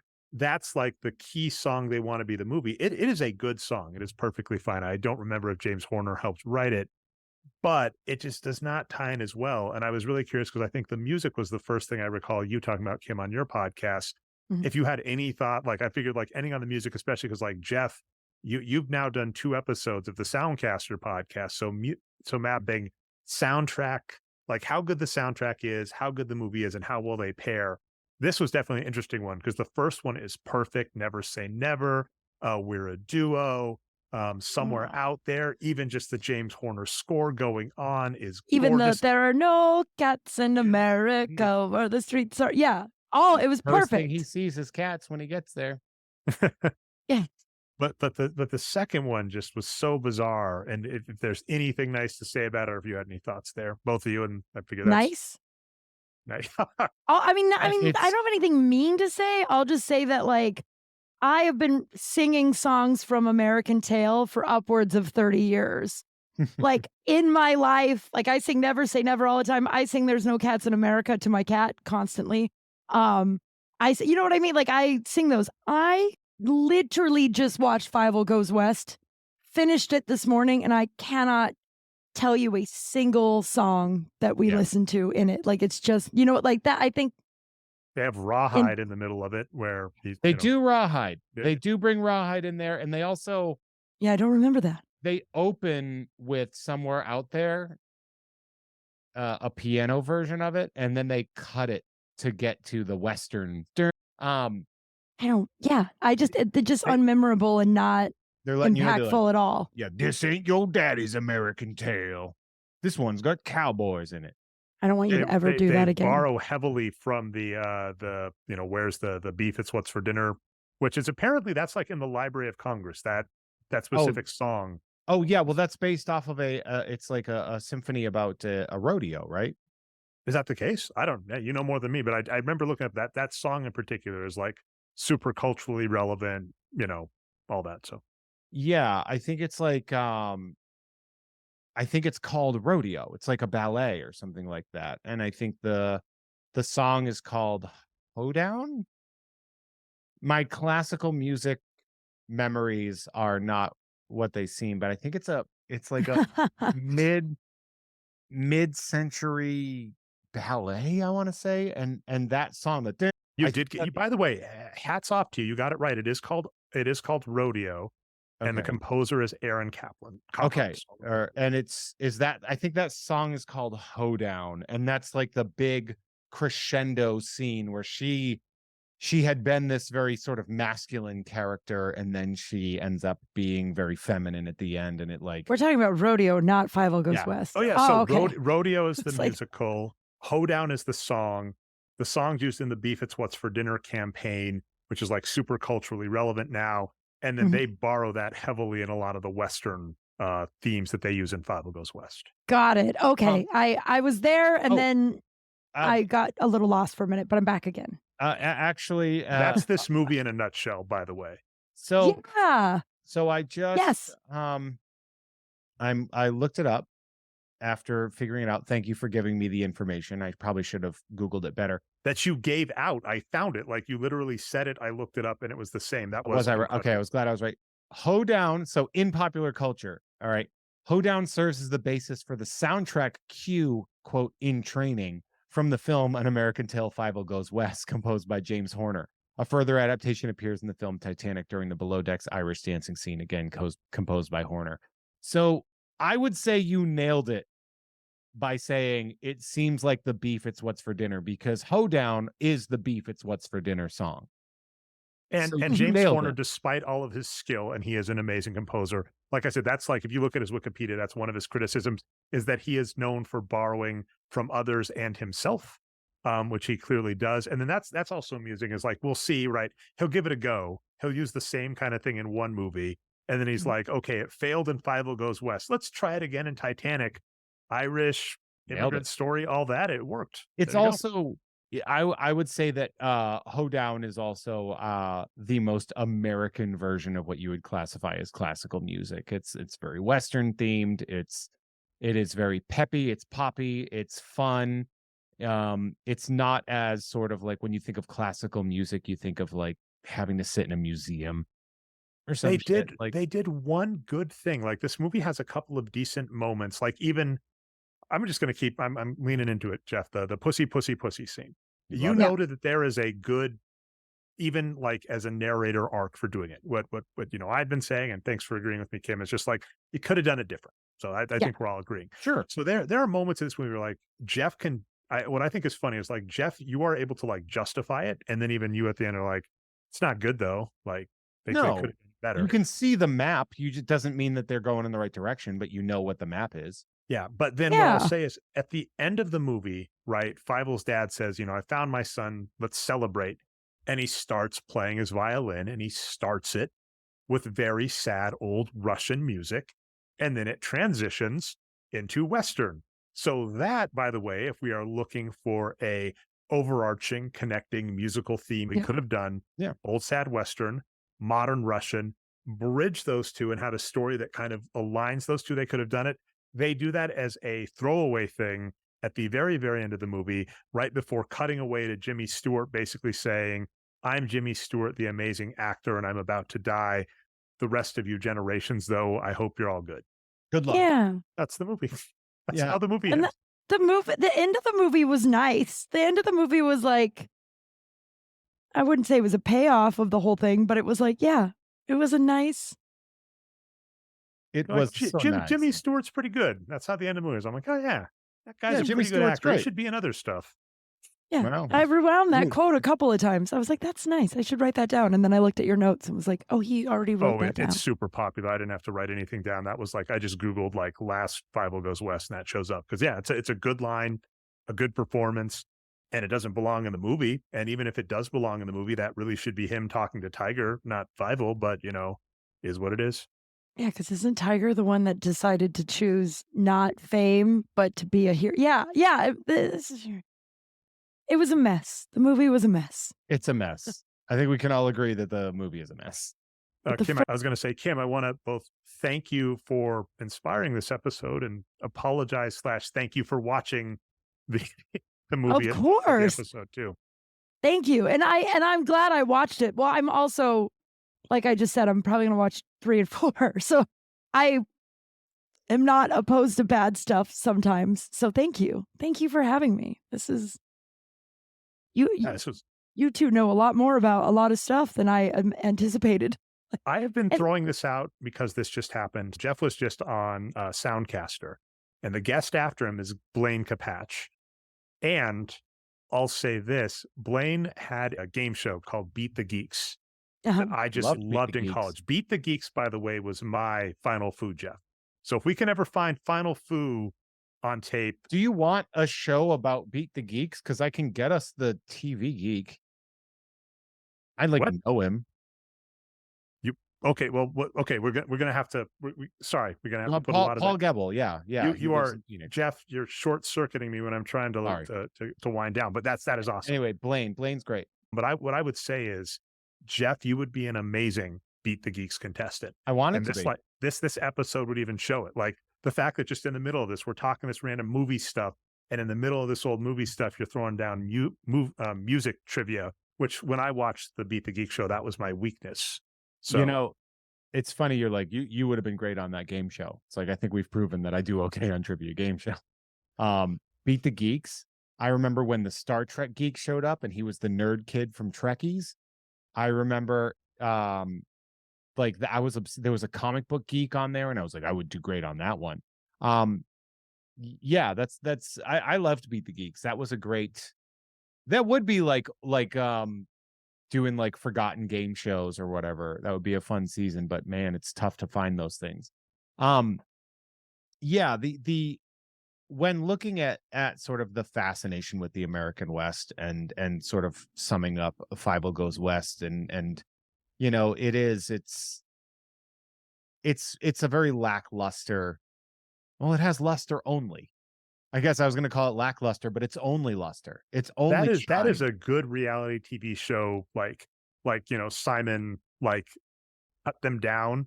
He's Yeah. saying, I can't even call this lackluster. It's just luster. Oh, that's good. It's a Yeah, it's mean only burn. luster. It's a burn. Critically received. Somehow Roger Ebert and Gene Siskel both seem to like the second one better because they didn't believe that kids should be handling dark stuff. You got to remember too, and this is very important, violent imagery is used, death imagery is used, bones, like death happens, death is talked, murder is talked about, death happens. You see a lot of bones, you see bullets flying in the air, you see barely disguised shootings, you know, that's like, oh, they're, you know, shooting them with slingshots instead of guns. But there is actually just a gun at one point in time. They have a human Fievel gun. is just like riding like a horse as if it's a joke and being like, ha ha ha, cat, who's in trouble now? Don Bluth, before Disney was the massive corporation that it was, like they treated cartoons as things that would be good for adults and that kids can handle these dark things. So Don Bluth on the first American Tale, he's like, kids can handle this kind of stuff. And in Fievel Goes West, they get much more of a, oh, but let's just make it more action packed and fun so the kids will like it more. Like it steals the soul out of an American Tale. I think maybe that might be a bit of a cruel description of it, but No, I would 1,000% agree. I don't respect this movie. That's just the easiest. I don't respect it the way I respect an American Tale. And that's why it only made 22 million instead of 80 million in the box office like the first one. And I'm willing to bet a far lot less on rentals. We don't know on the tie-in. I mean, they could have still cashed out between Pizza and McDonald's, but you were saying even that went down. Even McDonald's was like, yeah, they were like, we were willing to do a book in a Happy Meal. And books, like if I was a kid getting a Happy Meal in the 80s, that might have worked, but because I think there was the push to do more literacy. We mentioned the Pizza thing, but I'm willing to bet, like if you're a kid getting a Happy Meal in the 80s, and instead of getting a Lego toy or something or a even the Fraggle Rocks, the Fraggle educational Car show, had better toys than that. So I don't know. We just looked up those books, and I remember being pretty stoked about those books. Yeah, I used to like little tiny. I think we're all nerds is the answer, though. So that's the name of the show. Perfect. I wasn't. Excellent segue. I was a pretty big nerd. Yeah. Or I am. Still are. Fair. Like, yeah. We're all nerds on the show, which is great. I'll take it. I I've got a love being a clip nerd. I'm looking forward to at some point. Okay, this is a nice wind down. We can start getting to plugs. I got to shout this out to you, Kim. Mhm. I'm trying to slowly build up Jeff's YouTube channel, but of course, to Jeff's point about like trying to do this in like free time, it's not super easy. I have so much respect for people who can do it full time. One of the things I did is I've been trying to find clips of old shows, in particular the Ugg Fine show, because that's behind a Patreon wall. The Mhm. Chub Rub back and forth you two had was one of the most hilarious things I ever heard. And so I caught that as a clip. I ripped off Kevin Smith because I did a definition of Chub Rub first and then have the conversation you two have. That was Jeff's like organic most watched clip, something that wasn't an original show on the YouTube channel for a bit. Got like 200 plus, and the channel's still growing. So, like and subscribe at Hey There Jeffro on YouTube, but have to definitely throw that out to you there. Oh, I love that. I don't know if I subscribe to that, so I will now. Oh, we're going to get another subscribe. See, that was the long con all along, Jeff. YouTube.com/@ Hey There Jeffro. Yeah. Are you going to follow? Are you going to subscribe to mine? What's yours? I don't already for the listeners. I think it's just Kim Crawl. Oh, I think, yeah, just Google Kim Crawl. I think our YouTube Kim Crawl. I think it's Kim Crawl Comedy. Yeah, it's at Kim Crawl Comedy on YouTube. Definitely should subscribe. Oh yeah, because although the last update is 10 months ago, so yeah. Why would I do this, Kim? If you're not, I have updating. Over 100 episodes of Crawl Space to go through and make like small, but you know how it is. I hear that. Something I don't remember if it made the show or it was before the show. Something that would be awesome is if you showed us how to make Buffy the Sour Slayer at some point on YouTube. Yes. That'd be good content. So you should subscribe and tell Kim at patreon.com/Kim Crawl, say, Yes. hey, I subscribed. Where's Buffy the Sour Slayer, the video? I will do. You're absolutely right. I should do that. I'd have to buy some ingredients. That- And before I quit, because I put it in like the I don't have the ingredients, but I have it in like the chat of the workspace. Get on So I it. will. Yeah, I absolutely will. Take that, manager that I won't use his name, but he's a petty man.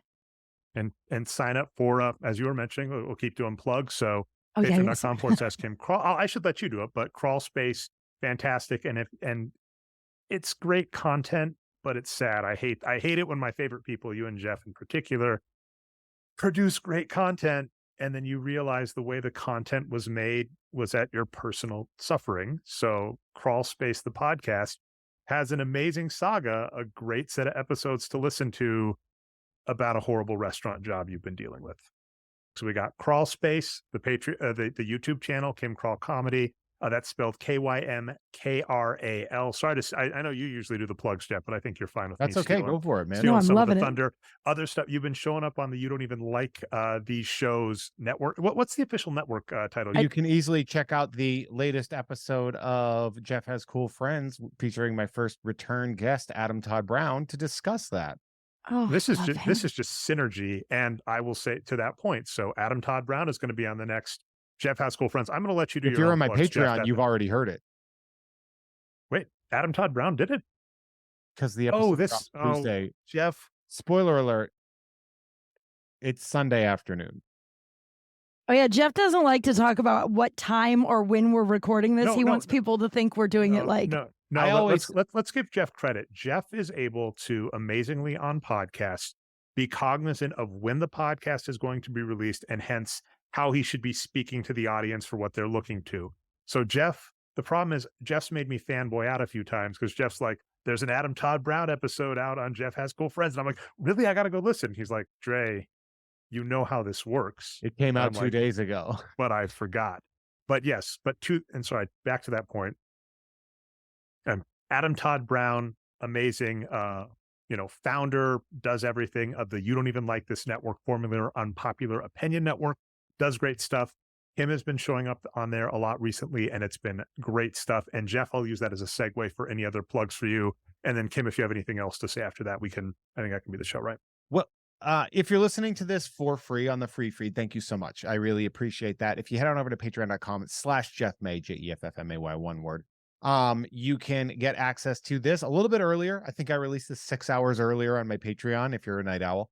But also on top of that, you can get access to Patreon exclusives like Ugh Fine with Kim Crawl, as well as early access to uncensored episodes of Jeff Has Cool Friends. Those include bonus content.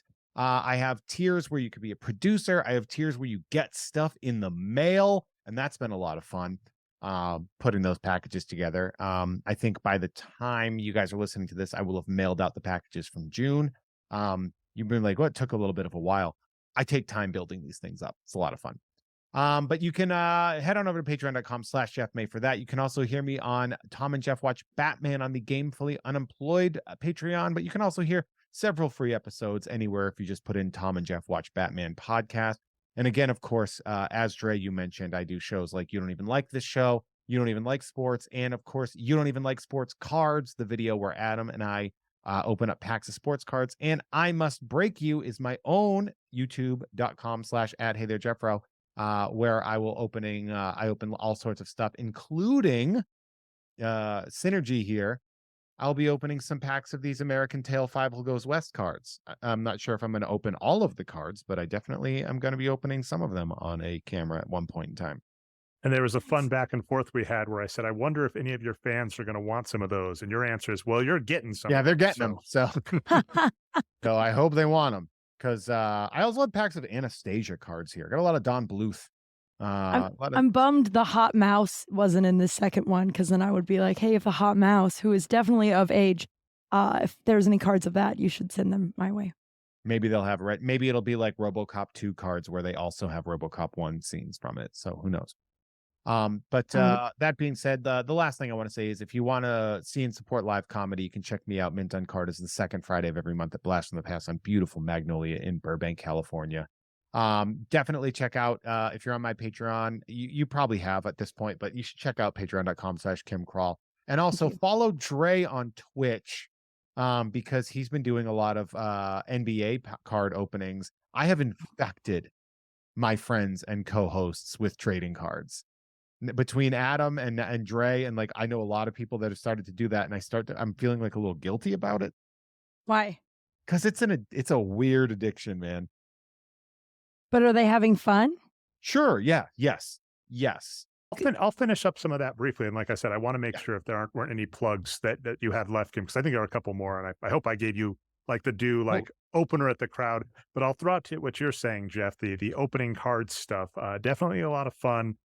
As Kim was saying, as an adult, I'm kind of cheating and using that as a social life. Because, I'm not expecting an audience. If you follow Nerd Numbers on twitch.tv, that's fine.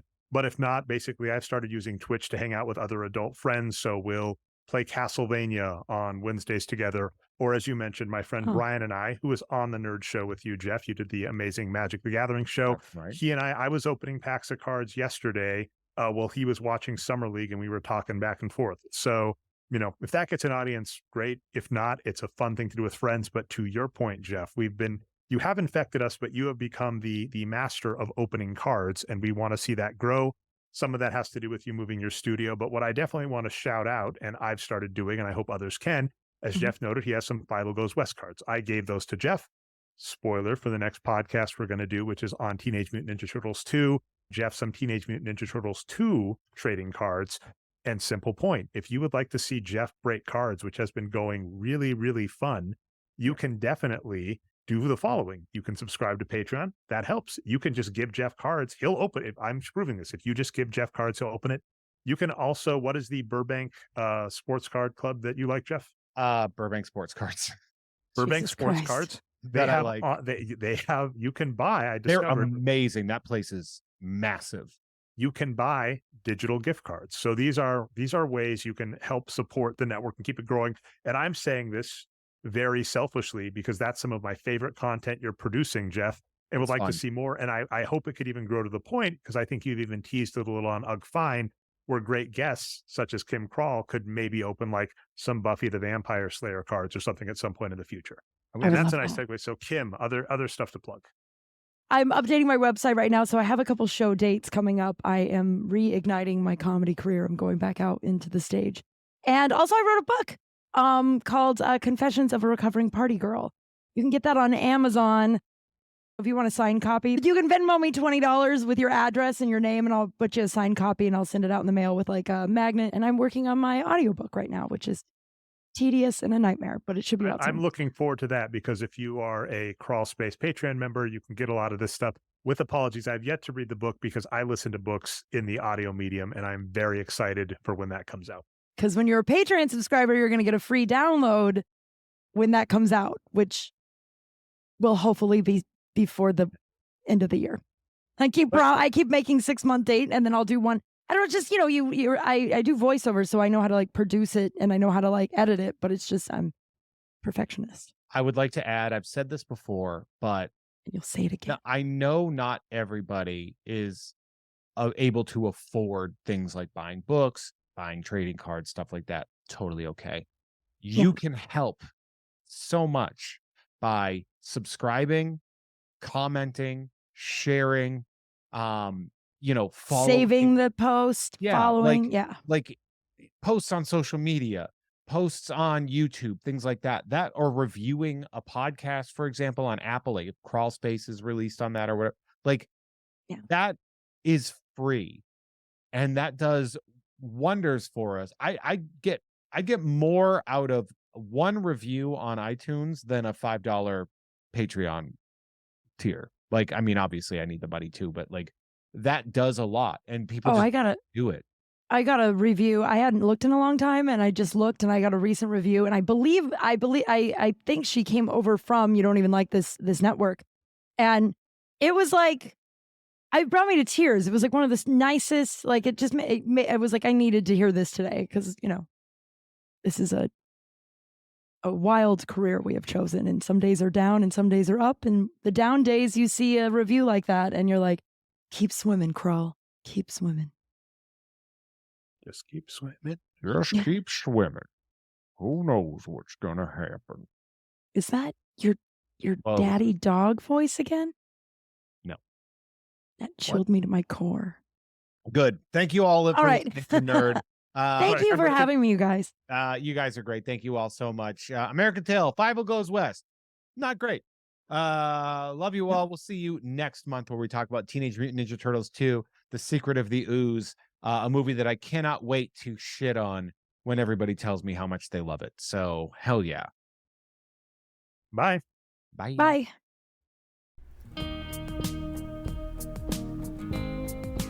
Thanks for listening to Nerd.